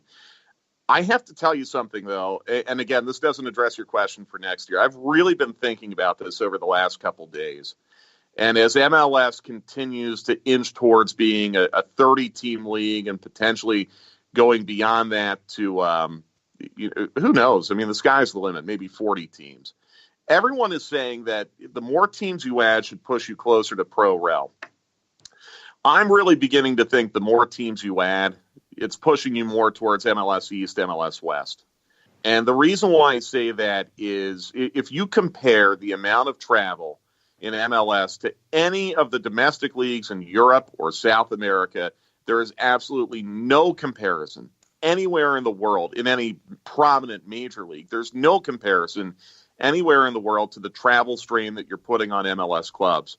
And I think what you're starting to see with some players who have come in from South America, some players who have come over from Europe, is that it's becoming a very burdensome adjustment for those players to deal with it. And what I fear is, as MLS continues to try to mine South America for as much young talent as possible and be the bridge to Europe, you're going to start having the narrative circulating that it's not worth going to MLS because the travel is too burdensome. Maybe we are careening toward the point where if we have 40 teams in MLS, the Eastern Conference just plays against itself, the Western Conference just plays against itself, the MLS Cup final is East versus West. And we could have debates for hours or days about whether or not that is a good thing. But what Atlanta United and, quite frankly, what both of those clubs had to go through over the last week is ridiculous. And it's not something that clearly the league has been able to manage from a competitive standpoint, because they have not been able to figure out how to put Atlanta in a position where if they're going to make them travel like this, at least you aren't facing teams that have been at home for a week waiting for you. I think we're getting close to this point now where you're going to break up the league geographically. And even if you do that, MLS West is still going to have a tremendous amount of travel compared to MLS East. I mean, if you just play the Eastern Conference and that's it, and you are DC, you don't really have a long trip anywhere. You're not going to have a flight longer than 2 hours anywhere. Whereas in the West, Vancouver is still going to have to fly 4 hours to Dallas, 4 hours to Houston, 4 hours to Kansas City. Speaking of Kansas City, I guess Vancouver got stranded there yesterday trying to get out to Red Bulls. They finally got to Red Bulls at 2:30 this morning. I heard they found a charter. Yes. But now the question is the league going to reimburse them for that? It's just a whole mess. So honestly, I know everyone wants to go pro-rel. They think that's going to be the best thing for the growth of this league. I think if you want the quality of play to be really, really good, you've got to do something to address this travel. And maybe one day we get to the point where you have a Western League, an Eastern League, and you play each other for the MLS Cup final. It wouldn't shock like me. You mentioned, I mean, it's a way that people haven't really dug into yet, but it does make some sense. And by the time you get there, look, we're all seeing all the conversations around Europe right now and everything about a protected Champions League and teams breaking away from domestic competition. And also here, you have the conversations about Copa Libertadores and more play with South America, and now more play with the Mexican League and a deeper conversation there. So you have a lot of things that are about to be on the table for MLS. That would be one way to maybe make all of the other stuff, if there is more travel internationally, maybe it becomes a little more palatable if you create something like that. Yeah, and I mean, let's really think about, are there any true cross-conference rivalries right now? The way the league is set up right now, let's forget expanding to 30 or 40. Are you really worried about losing a Chicago against Dallas matchup if you go strictly play your conference? Are you really worried about those Kansas City, Chicago, Dallas, the ones that have been around for a long time that have played each other a lot? That's really it, outside of your, TV wanting LA versus New York, which is just a big deal no matter what. But you can still get that in a cup final. And TV is still going to get New York versus Atlanta, and LA against LA, and Portland against Seattle. I think your regional rivalries are better television than your glamour market rivalries. And the other thing, too, I know Chicago, they do have some history with Dallas and Kansas City, and you probably want to get them in the same conference as Minnesota. You might still be able to accomplish that, depending on how you expand. If you get to 40 teams one day, and Detroit and Charlotte and Birmingham and Indianapolis are all expansion teams of the East with Miami and Nashville, well, then you can move Chicago West and protect some of that. So, look, I don't think we're anywhere close to even having a serious discussion about this yet. It's just something I've been thinking about a lot because I've been on a lot of airplanes recently, and we're about to get on another long flight. I can only imagine from the standpoint of the players. If you're going to tell them, okay, we're going to put MLS in Copa Libertadores, or we're going to play a couple matches against Liga MX, home and home, the only way I think you can sell that to the players' union is then to turn around and find a way to make your travel more under control in league play. They don't deal with this in England. They don't deal with this in France or in Spain or in Italy. Really, even in Champions League, they don't deal with this. Most Champions League matches are a very short flight or a train ride. Not all, but most. So I just get really, really concerned. And I don't want to pick out anyone in particular, but I think we have seen some South American players come up to MLS and flourish. and others really struggle. And I think Joe Patrick made a really good point on Twitter this week. If you compare the intra-league travel in MLS compared to the intra-league travel in Argentina, where pretty much everything is just an hour bus ride away, that's a tremendous difference, and something that might not be embraced by a player in South America who might want to go straight to Europe and not want to deal with all of this. And Mike, we mentioned South America, and at the beginning of the show, we talked about PT not being part of the Argentina side, and hoping that basically, if you're an Atlanta United fan, that because of this, it turns into a motivator and he sets MLS on fire. I hope so. And so it's one of those opportunities. But at the same time, we wanted to kind of temper things for folks and sit there and say, this one's going to sting. So it may not be something immediate, although fans would like for something like that to happen, starting with RSL. But, stuff like this stings, and, it takes a little while to shake it off sometimes. Yeah. Honestly, guys, I don't know how he's going to take it. I really don't know. I don't know Pitti well enough. He seems to be a pretty quiet guy. And I don't think we know him well enough to know for sure if he will take this as a motivator or if he will take it in another direction. The one thing that it will almost certainly create now is an opportunity for Pitti to play in U.S. Open Cup. And I'm not quite sure that's something that Frank de Boer would want, because I think you were looking at this international break. If Pitti was not going to be called into Argentina, okay, maybe now you can finally give this guy a break. I think if you look at who's going to be gone now during U.S. Open Cup potentially, including the three men's national team players, if Nagbe, Guzan, and Miles all make it, you're almost out of guys at that point. You're probably in the position where you might be playing Pitti in Open Cup. So now that could be a really good opportunity for him. If you draw a couple USL clubs, I mean, Pitti, we saw him against Herediano. We saw him against the reserve Xolos team back in February. I mean, he was carving those teams up. So maybe if you get a matchup like that, it can give Pitti an opportunity to really build some confidence on the pitch. The funny thing is this.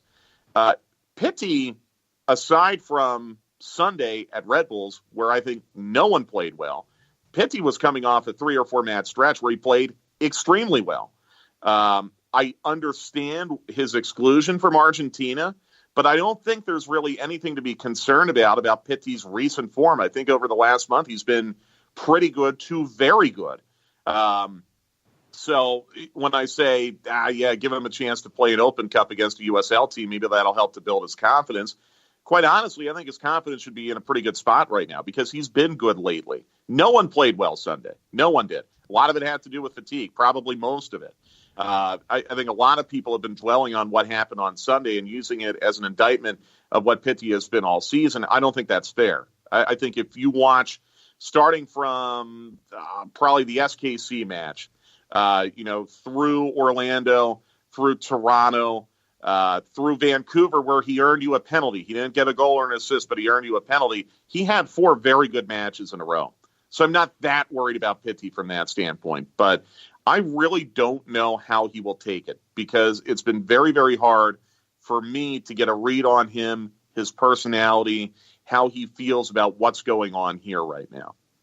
Yeah, you hope that any dent to the confidence is temporary from this type of announcement. You hope that he can bounce back. And a lot of that's going to be his teammates around him kind of lifting him up and helping to get him going again because, these guys are teammates, but they all understand because they all want to be part of their national teams. And right. I think every player in this group has dealt with that disappointment at one time or another. And honestly, and you don't know what kind of relationship they have because they've only been teammates for a short period of time, a player like Michael Parkhurst, who has been through this in his career, a player who absolutely deserved more opportunities with the United States than he received, would be somebody that could definitely have that conversation with Pitti about, bouncing back from this type of stuff. So you have players who have gone through this that are going to be around him. I think they're going to help him get through it.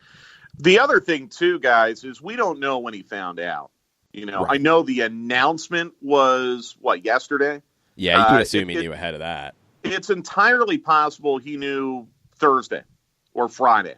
So, you know, I wouldn't be all that concerned about, Pitti just got a punch in the gut yesterday. How's he going to play on Friday? I'm guessing he's probably known for a while and may have had an indication for a long while. May have had an indication before he went on this recent run where he was playing pretty well. Hey, we're thinking about not taking you. And maybe he responded to that in the way that we saw out there on the pitch where he played pretty well. So I'm not concerned about it. I'm sad about it. I think it would have been good for him. I think it would have been great for the club.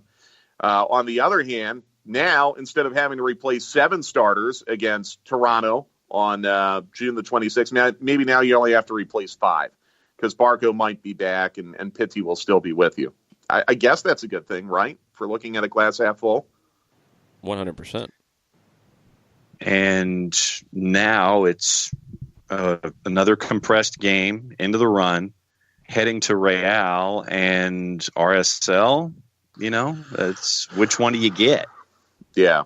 Very inconsistent this year, haven't they been? I like RSL. I like their team. I like Corey Barrett a lot. I like Mike Petke a whole lot. I think he's one of my favorite coaches in MLS. So they'll be prepared. They do have the benefit of an extra day of rest and no travel. Atlanta United's going out tonight. I think that's an interesting change from last year to this year where if they have a West Coast game, they have been trying to get a training in Marietta and then go straight to the airport. So they really aren't losing a day where you can get there the day before the match and train again. That's what they did for the Vancouver match. It worked. That's what they're going to do here. There is a little bit of altitude adjustment. Not that bad. I've done games in Utah before. It's not the same as doing matches in Denver. So I think they're trying to handle this as best as possible. It is a much, much longer break than they had going from Orlando to Vancouver to New York. It'd be a huge difference going Sunday to Friday as opposed to Sunday to Wednesday. Huge, huge difference. So I think my big question is, what's the lineup going to look like? Is there going to be much rotation? I don't really think you need to. I would like to see Eric Remedi back in there. We'll see. I think you do have a question about if maybe you try to get LGP a game off and maybe work Florentine Pogba back in there because LGP has played a ton.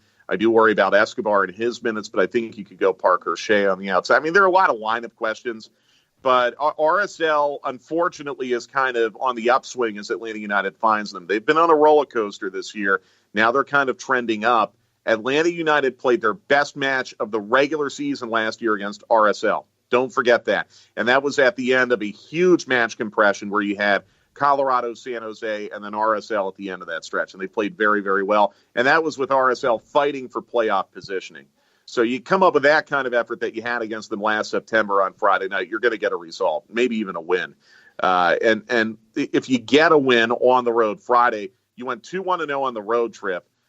You've mined 15 points out of 18 possible during this busy stretch, with winnable home matches to come against Minnesota and Chicago, and you are in really, really good shape. What happened on Sunday gets totally forgotten at that point. We're going to finish up with a rumor about our friends Rayados. So they narrowly knocked out in the semifinals. Yeah.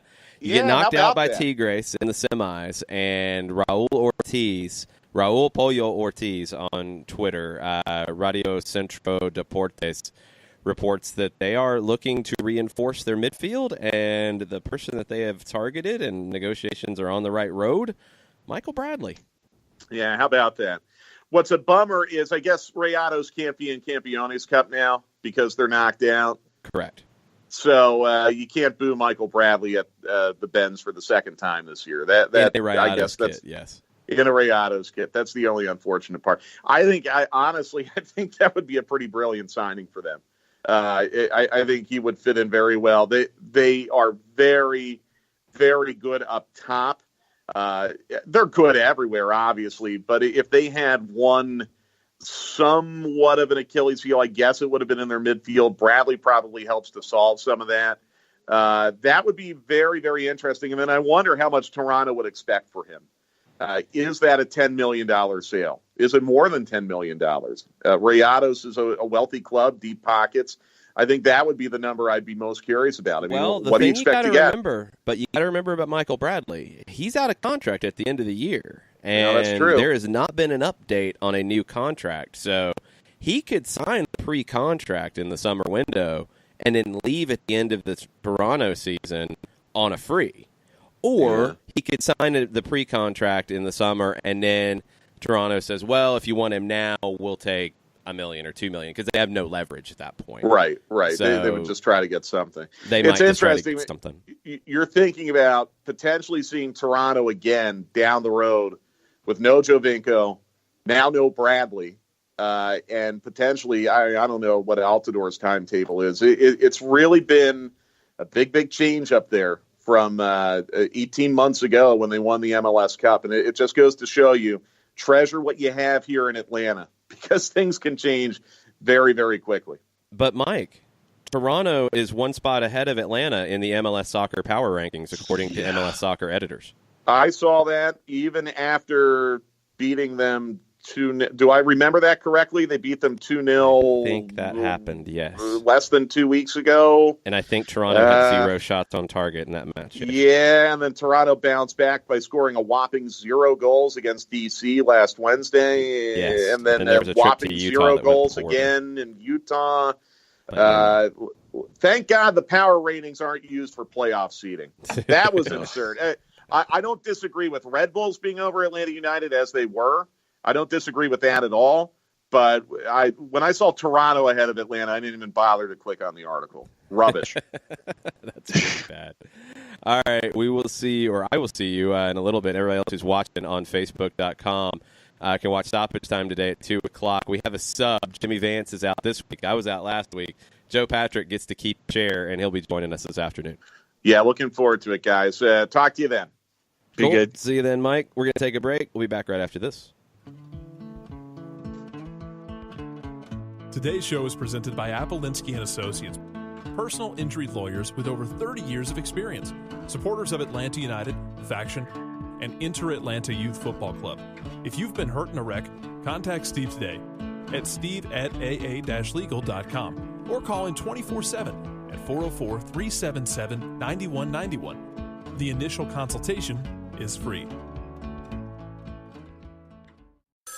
A ranger station. I'd like to report a bear hug. Okay. I put out my campfire and Smokey Bear hugged me. So you drowned the fire, you stirred it, drowned it again, and felt that it was cold? Uh-huh.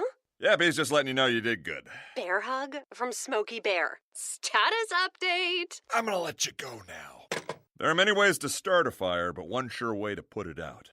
Learn how you can do your part at SmokeyBear.com. Sponsored by the U.S. Forest Service, Ad Council, and your state forester. We know that every driver is different, and a one-size policy does not fit all. That's why Country Financial offers a variety of discounts, so you get the coverage you need and the savings you deserve. From good driver to good student, multi-policy to multi-car, we've got a discount to suit every driver. Call Jason Wright at 678-568-6871 today to see what you could save. On Facebook at Jason Wright Agency or by phone at 678-568-6871. Discounts vary by state. Policies issued by Country Mutual Insurance Company, Country Preferred Insurance Company, or Country Casualty Insurance Company, Bloomington, Illinois. Every hiring manager knows that a company is only as good as the people it's made from. So where do you find the best people? That may surprise you. Meet the grads of life, young adults of unique determination and experience, an ideal fit for your company in an entry-level position, internship, or even mentorship. They might not have every qualification you typically look for, but they're exactly who your company needs. This is talent worth knowing about. Go to gradsoflife.org to learn how to find, cultivate, and train this great pool of untapped talent. Brought to you by the Ad Council and gradsoflife.org. Welcome back, SDH. Wall Pass Wednesday, May 22nd. Ranker disagrees with Mike Conti. Ranker has Michael Keaton as the best Batman actor of all time with 2,909 votes. Oh, wow. He's Nick ahead of Leafy says Christian Keaton Bale. Batman. Oh, yeah.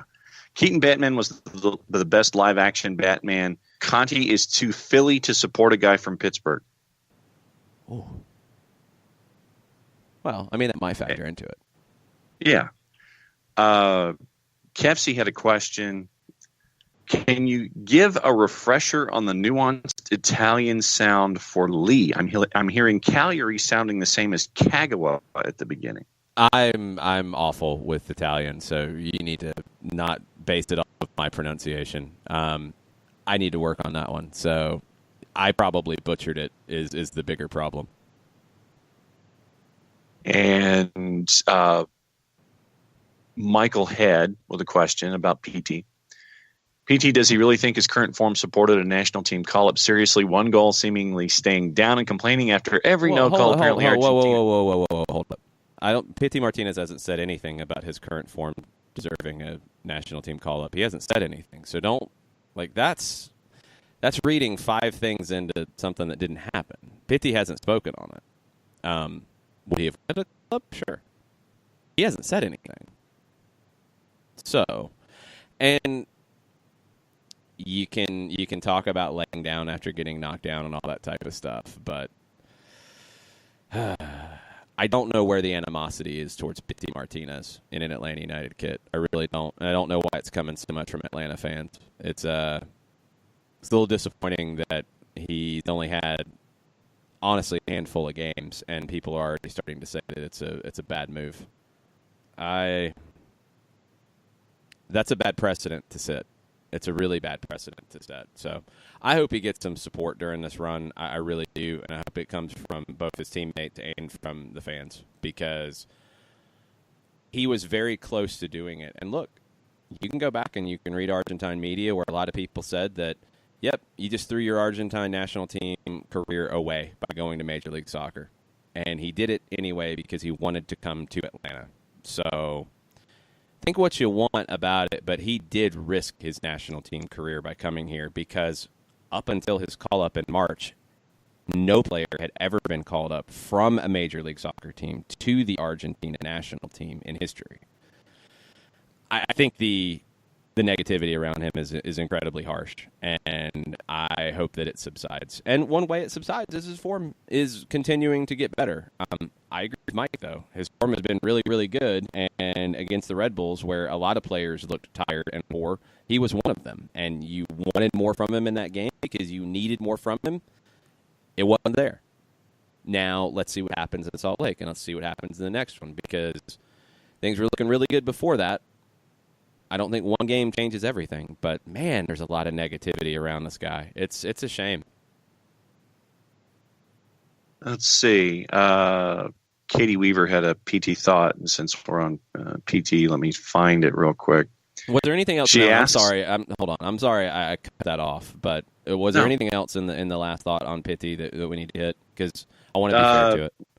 Yeah, seriously, one goal and seemingly staying down, complaining after every no call, ? Apparently, Argentina wants more from the reigning South American Player of the Year, and so do I. End of of course. Yes. I think everybody does. That part's 100% true. Again, it comes down to Paulo Dybala and Pity Martinez. That was probably your decision there. And Dybala hasn't exactly been lighting it up with Juve either, but he gets the call this time. Pity is going to have to play above and beyond to continue to get those call-ups because of the perception around MLS. He hasn't been there yet. One thing about complaining to referees and being on the ground, there is a bit to it about managing the game and managing how referees call a game, and there are points to be made. Look, I've said this consistently, whether it was Miguel Almiron, whether it was Ezequiel Barco, whether it was Pity Martinez. I do not like the way referees in this league seem to have this thing about making South American players prove it before they start to get the benefit of the doubt on calls. Miguel Almiron got beat up in Major League Soccer. Ezequiel Barco has been beat up, still gets beat up in Major League Soccer. Pity Martinez has been beat up in Major League Soccer. There have been some lack of calls and lack of protection that I don't think serves the league well. I want creative players to be called as they should be. I'm not even asking for them to be treated like quarterbacks in the NFL where they're treated with kid gloves. Just call the game as it should be. And late hits, cheap shots, leaving the leg in, that type of stuff, clean it up. And I think Pity gets frustrated. And I think, yes, he sits down to make a point to the referee that you missed this, and this needs to change. At some point, if it's not going to change, then you've got to play in a different way, and he's going to have to deal with that and adjust to it, not let it take him out of games mentally, not let it frustrate him so much. But yeah, he's right. Referees have allowed way too much physical contact on him, and it's not just him, because it was Miguel, it was Ezekiel, it will continue to be players as they come into this league. And Katie Weaver on the PT Thought, she asks, would he have made that Argentine roster if he were still at River? It's hard to say. I mean, because you don't know what kind of form he would have been in at River. You would imagine he would have been more comfortable. You wouldn't have had adjustment. You would have had teammates around him that he's comfortable with. So you would imagine that probably you wouldn't have had the ups and downs in his form at River. Probably would have given him a better chance to make that team, for sure. And then you do have perception. It's a fact. You have perception about, well, I would rather see a River Plate player called into the Argentina national team than an Atlanta United player. There is still that perception that I disagree with, but it's there. So, yeah, he probably would have given himself a better chance if he had stayed. And that's another reason why it's a little frustrating that Atlanta fans are so anti against Pitti. Whatever he doesn't do right, it just evokes this big, strong reaction. He put his Argentina career that he had just gotten his first call-up last year. He put that at risk by coming here, and he knew that. That's a leap of faith that, man, he chose Atlanta. That should be something that should make you feel good.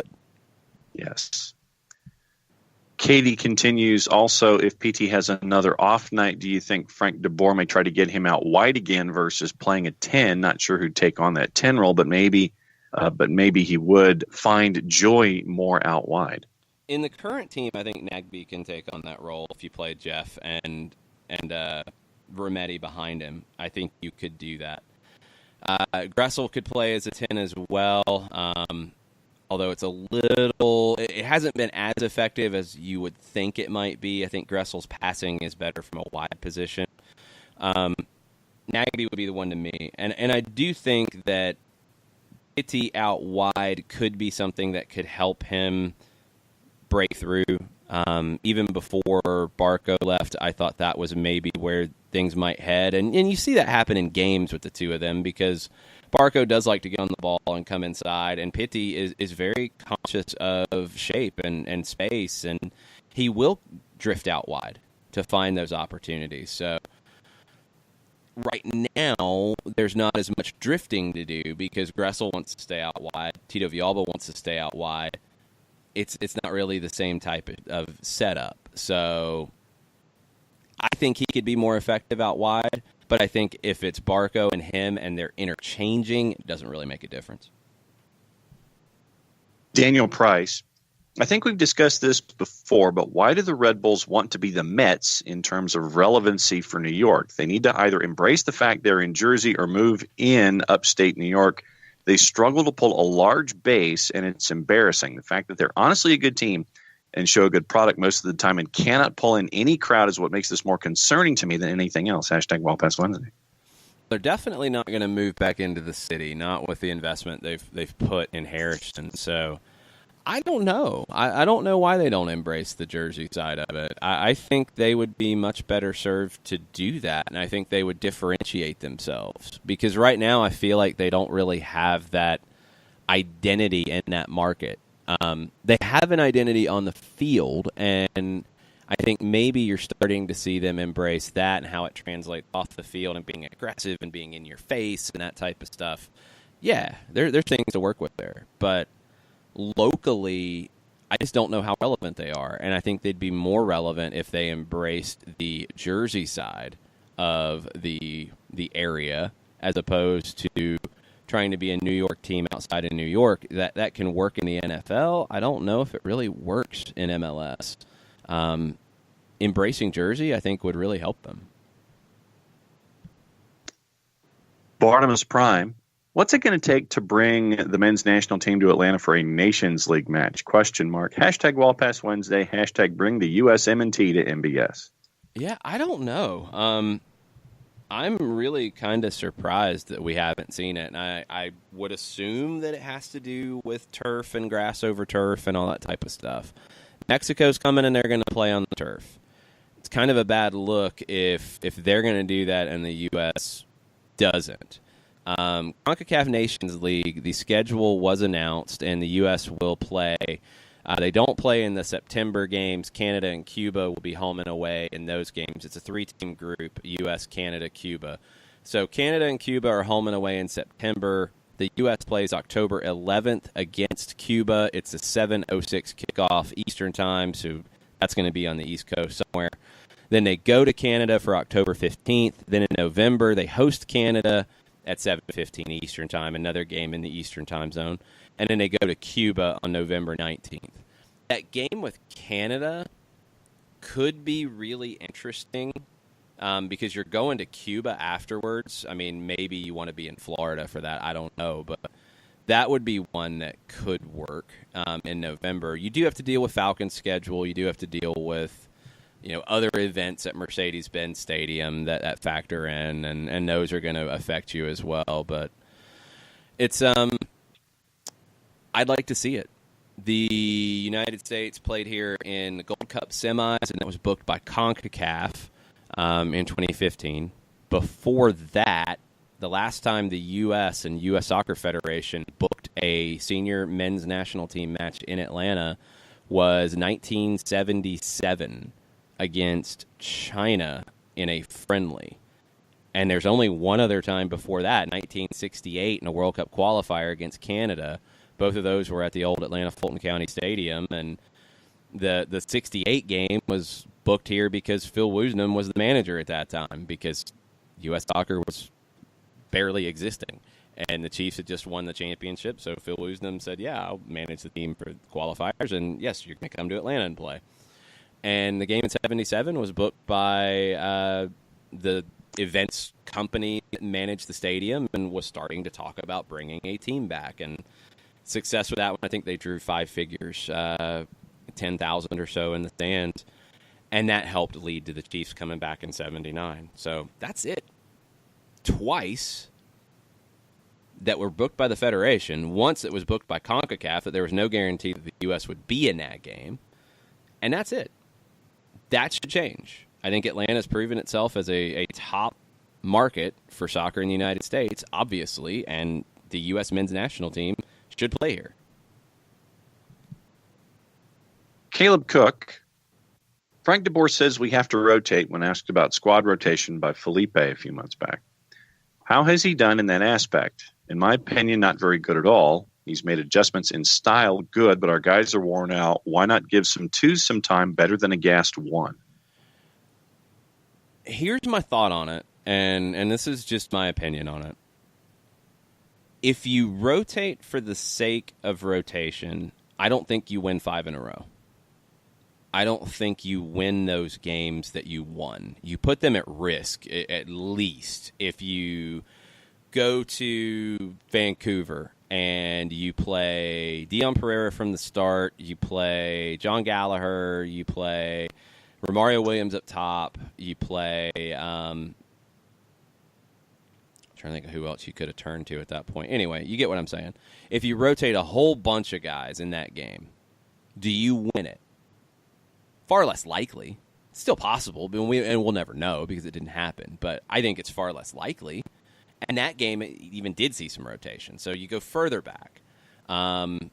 You go to the Orlando game. Are you going to rotate in that one? No, I don't think so. Not in a rivalry game. Are you going to rotate against Toronto? Maybe, but you, again, put a game at risk. I don't know where you could have rotated and how you could have rotated and not put results that you got at risk. And then you're not guaranteeing that you win the game against Red Bulls to begin with. So if you're fresher, you might. You don't know that you're going to get a red card in the first half. You might win it. You might have lost games otherwise. It doesn't guarantee anything. I think you have to deal with it as it comes. I think that's a better way to do it because you do want that continuity in the team and in the shape. In Vancouver, you bring in Breck Shea, which was an easy one because he's played a fair bit, and you bring in Florentine Pogba, which was a new one, and he rose to the challenge, and that was good. You bring in Justin Merrim, who understood the system, hadn't had the experience with his teammates, so was a little bit out of sync there, but you didn't have a big drop-off with him. It's tough. It's tough to make that decision on when you really rotate and when you make changes as needed. I kind of lean to the latter rather than just rotate for rotation's sake, and the results, I think, have backed that up. You've gotten really good results out of these games. It's not like your team has been tired and dropped all of these games. You lost to the Red Bulls, a very good team, in a building that is a very tough place to play. Hasn't been as tough this year for some reason. They've lost 3 times there. I think they've experimented too much, and I think they've gotten back to who they are. But I don't know what the solution would have been without potentially putting 3 points at risk in games that you got 3 points. And that's really what I keep coming back to, is it's hard to question it when you've been successful on this run of games. One game doesn't derail the whole run of games. That's kind of where my head's at. Matt probably, in response, says, I've had several criticisms of Frank DeBoer, and he definitely hasn't been perfect, in my opinion, on handling subs and rotation, but I cut him a lot of slack there. He has an extremely difficult balance of need to integrate new system and no time to do that, combined with an overloaded schedule. Yeah, and that factors into it, too. I mean, he is still getting to know who he can trust, who he doesn't, who he knows can play a different role, who maybe is a little more limited in what kind of things they can do for you. He has brought Dion Pereira along to where I think Pereira is a guy that is as close to a start as you can get, and it wouldn't shock me to see him get one here in the next couple of matches. It's not easy. It's a tough balance, and you're looking at the long term with an extra day here, and you gave the team Monday off, you traveled, and Tuesday off. You trained today, you're flying to Salt Lake, you're training tomorrow out there, you're playing on Friday. Then you're back with Minnesota, and you're back with Chicago, and then you have a longer break. And you do have Open Cup to deal with, and you'll have a smaller squad to work with at that point. But you're going to have a chance to work some there, and players are going to get their break there. So can you get through 3 more games with what you have and the way you've built? I think so.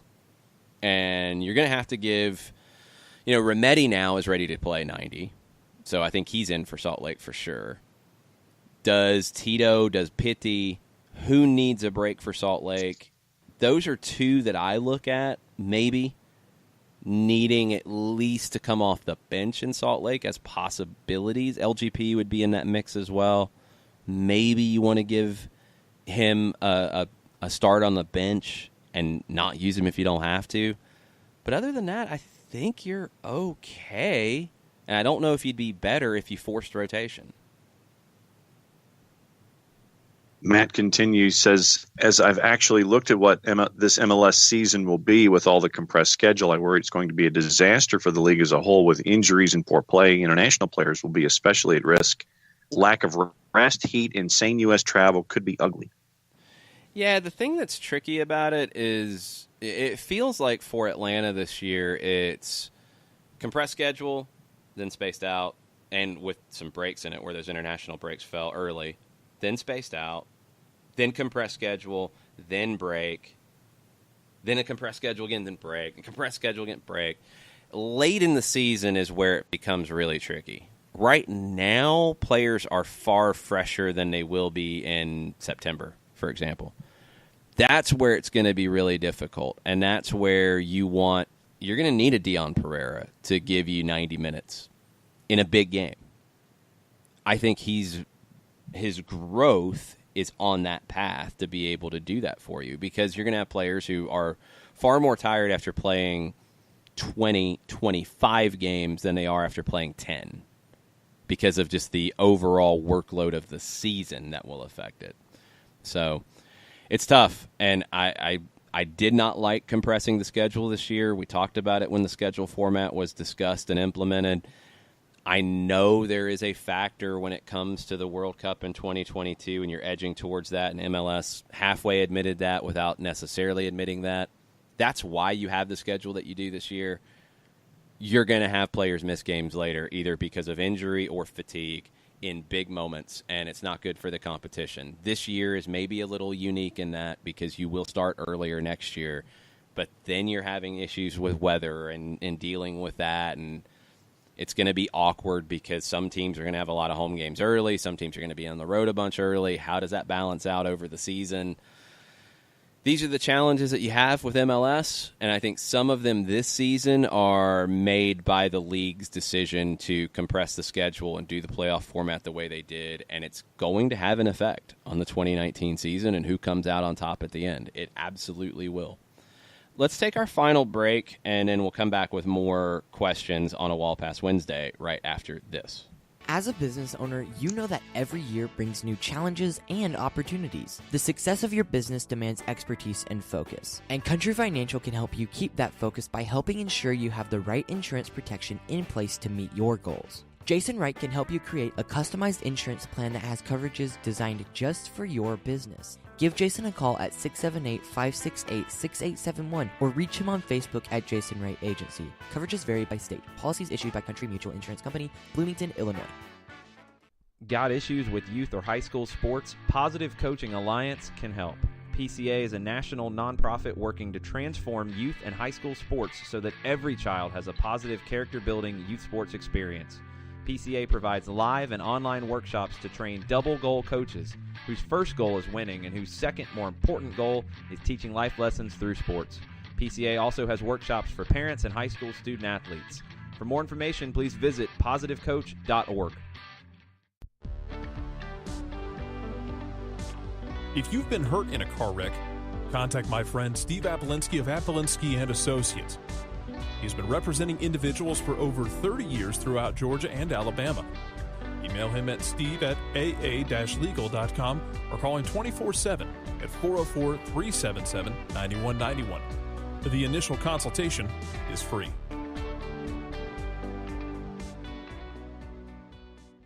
I adopted Bento in 2010 from a shelter.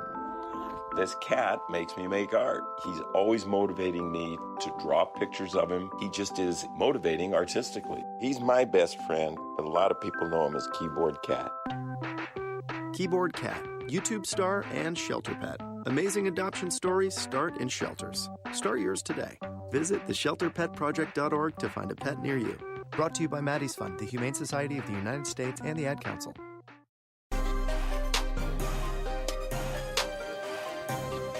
Welcome back, SDH, final segment, Wall Pass Wednesday. Finishing up with your questions and such on the Twitters. Couple things before we get back there. Big game tonight. Which ESPN network is it on? Nashville and Birmingham? Let's see. It might be Nashville news. and It might be ESPN2. It is checking news. my, I got it. It It's is ESPN news at 8 o'clock from BBVA Compass Field at UAB. Nashville traveling down, I-65 to Birmingham? Sounds good. Sounds good. Birmingham's been struggling this month. Nashville's been pretty good this month outside of a loss to Tampa Bay. That's a good one. That's a really good one to check out, USL Championship on ESPN News tonight. Some news and nuggets that we have not mentioned as of yet. John mentioned in hour number 1, Romario Ibarra heading from Minnesota to Pachuca for 13 months with an option to buy. It's a loan deal, and the reports are that his family was having issues getting comfortable in Minnesota. I don't think he could get everybody there.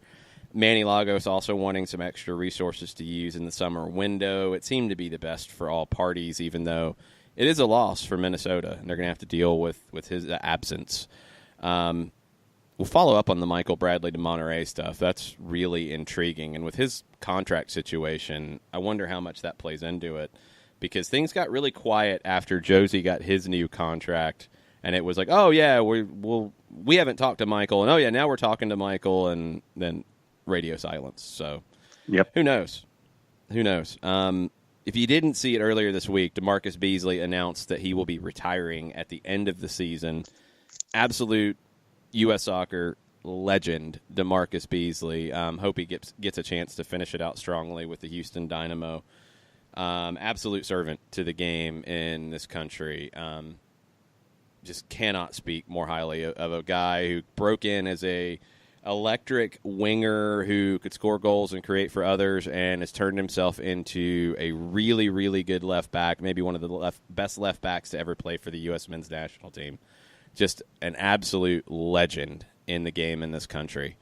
One other bit, there were some rumors early in the week that were from anonymous sources about NYCFC stadium stuff, and there's good news and this and that. Glenn Crooks threw some cold water on that. He said that's not what he's hearing. Not to say that there's bad news, just that the good news that was out there is not necessarily true. So take that with a grain of salt. And also, you'd mentioned other viewing tonight. Ricardo Pepi watch from USL League One is at 8 o'clock. North Texas SC and Forward Madison on ESPN Plus. Yes, Ricardo Pepi is ridiculous. He scored a ridiculous free kick goal over the weekend. So North Texas SC tries to continue pacing USL League One. They get Forward Madison coming to town tonight. All right. Yesterday we mentioned Tafka's best albums, no skip, listen from beginning to end. Stunner has his list. Okay. Third Eye Blind, self-titled. Never heard that all the way through. I did see them play in a parking lot set at MLS Cup 2009 in Seattle, which was really weird. Let's see. Other self-titles that he has on his list are Nickel Creeks and Duncan Sheik's. Ooh, interesting calls from Stunner. Never been a gigantic Nickel Creek fan, but I can appreciate them for sure. And Duncan Sheik, I really haven't heard much than the singles that he's dropped. So that's one to check out. Hot Fuss by the Killers. That was on my list as a maybe. It's pretty close. As a non-skippable full album play. It's really, really close. So I'm down with that one. Continuum by John Mayer. I got to go back and check that one out. I've heard it many times. It's been a while since I've heard it. I don't know if that would be my favorite of his. I might go with his first major label one, but I'll check that one again. I did go back and listen. I think it was Tafka who had the Matchbox 20 debut as one of his, and I got to disagree. The second half is a little weaker, and maybe it's just the way the album's laid out is my bigger issue with it. It's a lot of the big stuff up front and a lot of the really good ones up front. The second half, it dragged a little bit for me, so I could not make it through with a no skip. I tried. Songs about Jane from Maroon 5. I would agree with that. Their first record is outstanding, and they're such a weird band because there's such a perception about them now, and God, I saw Maroon 5 at the Cotton Club in 2002 after Songs for Jane came out. Nobody knew what it was because none of the songs had hit on pop radio yet, and it took about 2 years for that album to truly hit. But I saw them at a free show at the Cotton Club underneath the Tabernacle in Atlanta with about 30 people, maybe. They finished their set and just walked off the stage and went to the bar. And it was one of those that when I was doing music retail, we got a promo copy of that album with no artwork, no real information about the band. And I loved it. It was really different for that time because it was kind of somewhere between rock and pop. And loved it. We played it in the store all the time, and there were a bunch of people who would hear it in the store, had never heard of it, and were like, who is this? I want this album. And bought it. And we were selling more copies of it in Atlanta than anybody else at that time. They played the Cotton Club the first time with 30 people for free. Then the next time they played it, it was sold out, and I think the Cotton Club probably held about 500-600 people because they'd started to get some play on 99X at that time. So they were getting played on alternative radio. And then they did, I think, a free concert at Centennial Park with one of the radio stations promoting it, and that was a pretty good crowd. And they played Gwinnett Arena, and it was sold out. And by then they had moved over to pop and had just blown completely up. And their first couple records I really, really like. Hey, I get what they're doing now. You got to pay the bills, and you got to make that money. And when you become pop stars, you're in a different life. You're a completely different band and group, and everything has changed. But their first couple of records, and especially songs about Jane, I've went back and listened to that recently all the way through, and it's a great record. Two Highways from ACUS. I do not know that one at all. I got nothing. AKUS? Nothing on that one. I will check it out because I know nothing about it. Parachutes by Coldplay. Yes, that's their first one. That's a really good one, too. That's another band that's got a very negative perception around them, but they're good. They're good. The Reminder by Feist. Never got into Feist. Just never got into Feist. Don't know why. It's kind of in that realm that I would probably like, but just never got into it. I will go give that one a listen as well. Good News from Modest Mouse. Man, a whole bunch of records. Modest Mouse never hooked me. I just and it's probably because the singles, the radio songs, never grabbed my attention, and I never found them in another way to go deeper. But the songs that became big for them, I never liked. So I never went a step further with them. And, you know, this is going back in the days when you'd hear a song on the radio and be like, ooh, I like that band. And then you'd either, like, wait for the next one, or you see them in concert if you had a chance, or you just, you know, go to a record store and talk to somebody, or find the record on a listening station and check it out there. But Modest Mouse never hooked me to the next step to go deeper with them. Last one from Stunner is Blue Sky from Wilco. Always really liked Wilco. I never got deep into them, but I always had a big appreciation for them. The album for me with them that I've probably listened to the most, it's Yankee Foxtrot, I believe. Yeah, was it Wisco Yankee Foxtrot or? No, I don't. No, it wasn't Wisco. I think it was just Yankee Foxtrot is what it was called, but that was probably Yankee the one. Hotel Foxtrot. Yankee Hotel Foxtrot. That's it. I knew there was something. That's it. Yeah, that's the one that I listened to the most from them. But I digged the whole Wilco, Jayhawks, yes, that era played him a lot of when I was a stuff. DJ. Yeah. A lot of folks are going after Mike for his not watching Rambo and Commando movies. Man, people get really bent out of shape about 80s action movies, of all things. And let's see. I'm trying to see what else is in the queue. People are still going I'll after. take Dalton over any of them, so, you know, at me. The name's Dalton. Let's see. Daniel Price on PT. People need to calm down. PT's fine. He's an amazing player. Just give him time. I mean, look at Barco. Everyone showed intense animosity toward him last year, and now he's honestly one of our best players right now. I believe PT is going to prove them all wrong and show them that he is a national team contender, prove that they are missing out on his talent. Mm-hmm. That's all I'm going to say. Yeah. Kirk McGirt. The compression will only get worse the next 2 years, and the season starting earlier will really hurt playing in the North. The season starting earlier will help, will definitely hurt in the North early. But there's always that thing about teams who have a backloaded home schedule making the playoffs. Now, it won't be as exaggerated because of the schedule side of it. Like, usually that happens when it's a construction deal. I hope that the run-in, the league makes a concerted effort to balance it to where teams don't have, like, 4 of their last 5 at home. I don't want to see that, again, outside of a construction issue. If you have to have Minnesota, for example, on the road for the first 5 weeks, okay, fine. Balance it out in the middle to where they get caught up, and then your run-in is as balanced home away as you possibly can be. That needs to be one thing they take into consideration. I don't know if the compression will get worse unless they try to add more games into the same number of weeks. And they are adding weeks to the season next year, we've been told. And if they do that, that'll help some. But if they add more games and they don't add more weeks, then, yeah, it's going to get more compressed. I hope that's not the case. Katie Weaver with a question. Scarier month for Atlanta United, May or July? Hashtag compression with an E emoji and another hashtag Wall Pass Wednesday. Well, you got to get more details because I did not know the schedule in July straight away because, I mean, I can barely remember where we're going next, let alone in July.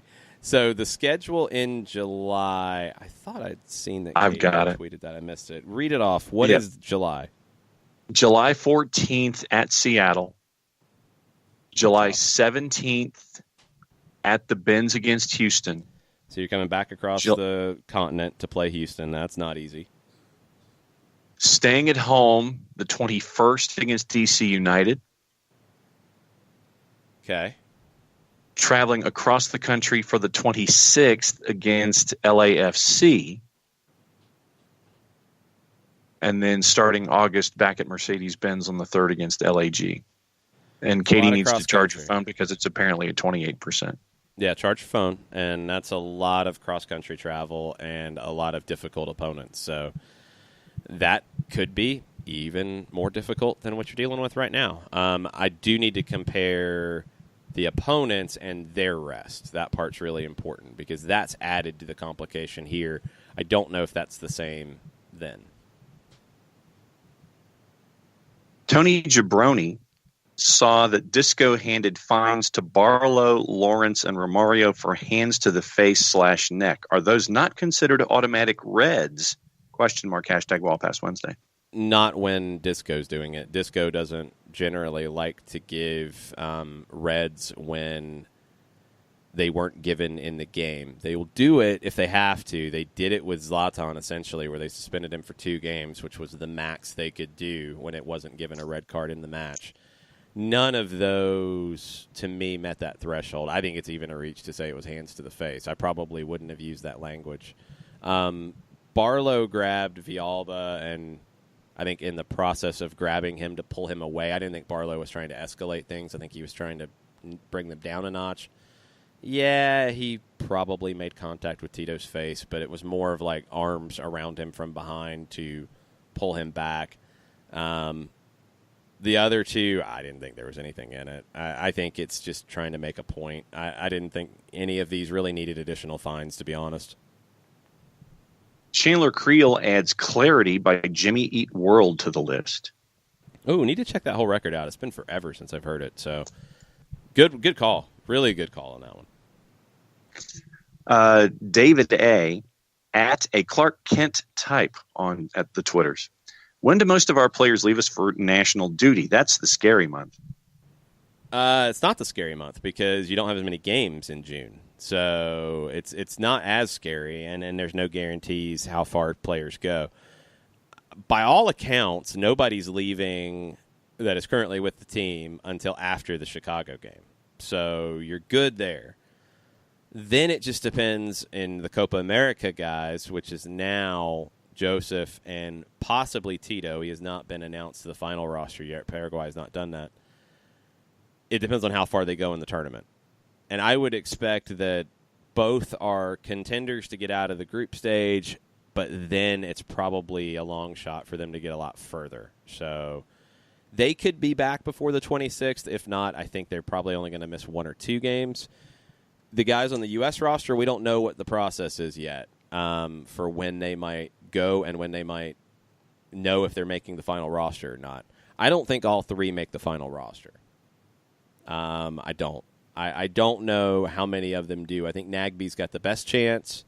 I think for Gazan, I really don't see the need for him to go if he's not going to play. And I don't know if he's going to play because it seems Berhalter prefers Stefan and others. So Stefan and Horvath are probably your top 2. So do you need Brad to be a third for veteran leadership in that situation in a Gold Cup?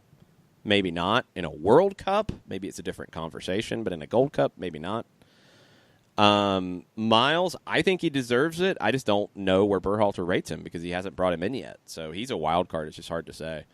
Romario with Jamaica, who knows? Because Jamaica, I don't think Jamaica's announced their Women's World Cup team yet because it's the Jamaican Federation, and they're a little slow to get things done officially. So maybe we'll find out the day before he goes. Who knows? Let's see.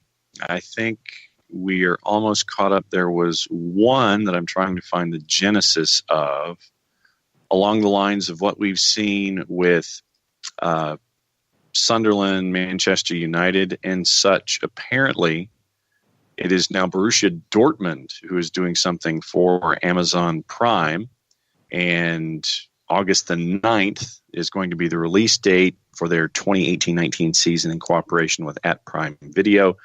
Julie says, I really like that clubs are doing these. They're fascinating to me to see the behind-the-scenes stuff. Watch them on Netflix and Amazon. Yeah, and it was Manchester City, not Manchester United. Be careful with that one. You'll get people very True. upset. Yes, Manchester City behind the scenes. Very, very upset about that one. Yes. I'm down. I want to see it. I've seen. I don't think I've finished the LAFC one on ESPN Plus, but I've seen most of it. It's good. The Amazon Prime Manchester City one is about as good as it gets. That's a really tough one to top. I thought they nailed it with the way they did it in the presentation and all the people involved. Like, it was just the right group of people to do that with, and the way they did it was dead on. The LAFC one on ESPN Plus is really good, and I would like to see more content like this from MLS as a league and as individual teams. And if you haven't seen the Sunderland Till I Die, I will continue to recommend that one as much as humanly possible. Why is that one so good? Because I have not seen that one yet. Because, when you find out the backstory, that then owner Ellis Short thought that it would be a good one to produce as they were going back to the Premier League. After they had been relegated, Ellis Short puts this, idea out there. Hey, let's do this, and we'll get back to the Premier League, and maybe this will help me, get an owner that's not me. So he had a couple of different vehicles, but because of the spectacular flame out that the season was, and they end up getting relegated to League One, it's completely and totally engrossing, where you see the general manager trying to do things because Ellis Short won't invest, and they're trying to bring in players on freeze, and just the spectacular failure that the season was. It is binge-worthy television, completely and totally engrossing. Okay, Travis Clark, who is the director of content for Top Drawer Soccer, covers a lot of the college and the developmental game. He just tweeted, Stanford goalkeeper Andrew Thomas called into USMNT for the joint full/U23 men's national team camps next week in Maryland. It had not been talked about in that way. It makes a lot of sense. So you're going to have, I guess, big camps next week, and you've got the 40-man that you've named provisionally for the national team for the Gold Cup. I guess Jason Kreis will be there with U23s. You'll probably have some internal work there. I'm curious now as to, okay, if that's going to be the case, then do they try to bring in a Brad Gazan, a Darlington Nagbe, a Miles Robinson early? And I don't think Atlanta United could really afford to do that. And for the Gold Cup, if they're on the final roster, I need to double-check FIFA CONCACAF regulations as to how early they can be brought in, because that's one you cannot turn down. You don't have to let them go earlier than that deadline, but that might also affect their chances of making the roster. It's complicated, but I had not seen that it was going to be a full and U23 camp. That had not been talked about up until now, because I guess that's how U.S. Soccer wanted to do it. Yeah. More confusion. John Roper, as we hit the finish line here, Red Hot Chili Peppers, Blood, Sugar, Sex, Magic, and it appears, according to Sky, Antonio Conte is on the verge of being appointed Inter Milan manager. Sky Italia through Garlic Bread Warlord Nick Galifi. Okay. U.S. Soccer just announced it 16 minutes ago. Combined U.S. men's national team U23 squad will assemble May 27th in Annapolis for a week of training. Final tournament roster will be announced on June 6th for the Gold Cup. And I am pulling up the roster right now. So provisional roster is we know that one right now. The summer training camp roster, is there anybody else to include there from an Atlanta perspective? There is not. Making sure I don't miss anybody. There is not. Now, okay, so this is really strange. So they have some guys who on this summer training camp roster who are on the Gold Cup provisional roster and some who aren't. Again, just trying to make it confusing. The guys who are not part of that Gold Cup provisional roster, you brought in 3 goalkeepers, J.C. Marcinkowski from San Jose, Andrew Thomas from Stanford, Justin Vom Steeg from the Galaxy. Defenders, Kyle Duncan from the Red Bulls. That's it. Midfielders, Emerson Heineman from Bournemouth, Keaton Parks from NYC, Benfica is on loan to NYC, Eric Williamson from Portland Timbers, forward Luca De La Torre from Fulham, Josh Perez from LAFC, Haji Wright from Schalke. So you've brought those guys in addition to your 40 for the Gold Cup, and now the question is just going to be when guys get there for this. Because guys who are currently involved in MLS, you're going to have some complicated situations. So we'll see how that gets handled. National team games before the Gold Cup, and this is your schedule for the full senior team. June 5th against Jamaica in D.C. You are finalizing your Gold Cup roster the next day.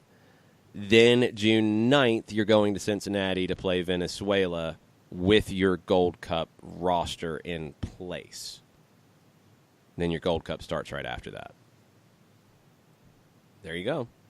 There you go. The initial group, blah, blah, blah, blah, blah. So training May 26th to June 2nd in Annapolis with this full group. The initial group will include senior men's national team players who are eligible for the Gold Cup, along with a number of U23s who are getting ready for their own training camp to be held from June 10th to 16th in Salt Lake City. So you take a player like Miles Robinson, for example, who, if he does not make the Gold Cup, he still might be part of that training camp with the U23s.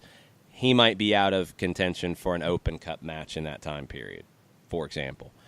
The regular camp shifts gears the weekend of June 1st when those players not on the provisional Gold Cup roster depart and the senior team players from MLS and the remaining European-based contingent report.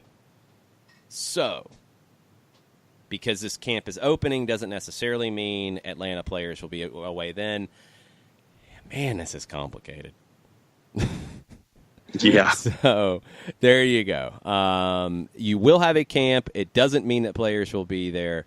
I am assuming that Gazan, Nagbe, and Robinson will be with Atlanta through the game on June 1st, and then will join the camp for the senior camp for the Gold Cup, and then you will see cuts made. That's where I'm thinking it'll be. We'll try to get some clarification as we go. This was just dropped a few minutes ago. So, boom, boom, there you go. And, belated happy birthday, Kevin Egan. Yes, belated happy birthday, Kevin Egan, new or soon-to-be new Atlanta resident, Kevin Egan. There was, what was it, World Soccer Talk? World Soccer had Talk. An interview with him? Yes. Go check that out for the latest in Kevin Egan's world. We'll catch up with Kevin Egan here shortly. It was good to see him out in Vancouver, and he'll be on the call for the Minnesota game coming up next week. It's the next game with Fox Sports South, Fox Sports Southeast. With all that said, we're gone for the day. We'll have stoppage time at 2 o'clock. Myself, Mike Conti, and Joe Patrick over at Facebook.com/929thegame. We'll be back tomorrow, 9 a.m., for the usual SDH, and then we'll also be back tomorrow night for your weekend preview, because there will not be a show live Friday morning. Travel, it happens. You got to get to Salt Lake City to call a game on Friday night, and I'll be in a plane in our normal time slot. So we're going to do a Thursday night show. If you can check it out then, cool. Join us live. If not, it'll be available for you Friday morning in lieu of a normal Friday show, and that'll be your weekend preview to get ready for Atlanta and Salt Lake, Real Salt Lake, and your MLS preview for the weekend as well. So busy day tomorrow on the SDH network. We'll talk to you then. Much plot, y'all. Much plot.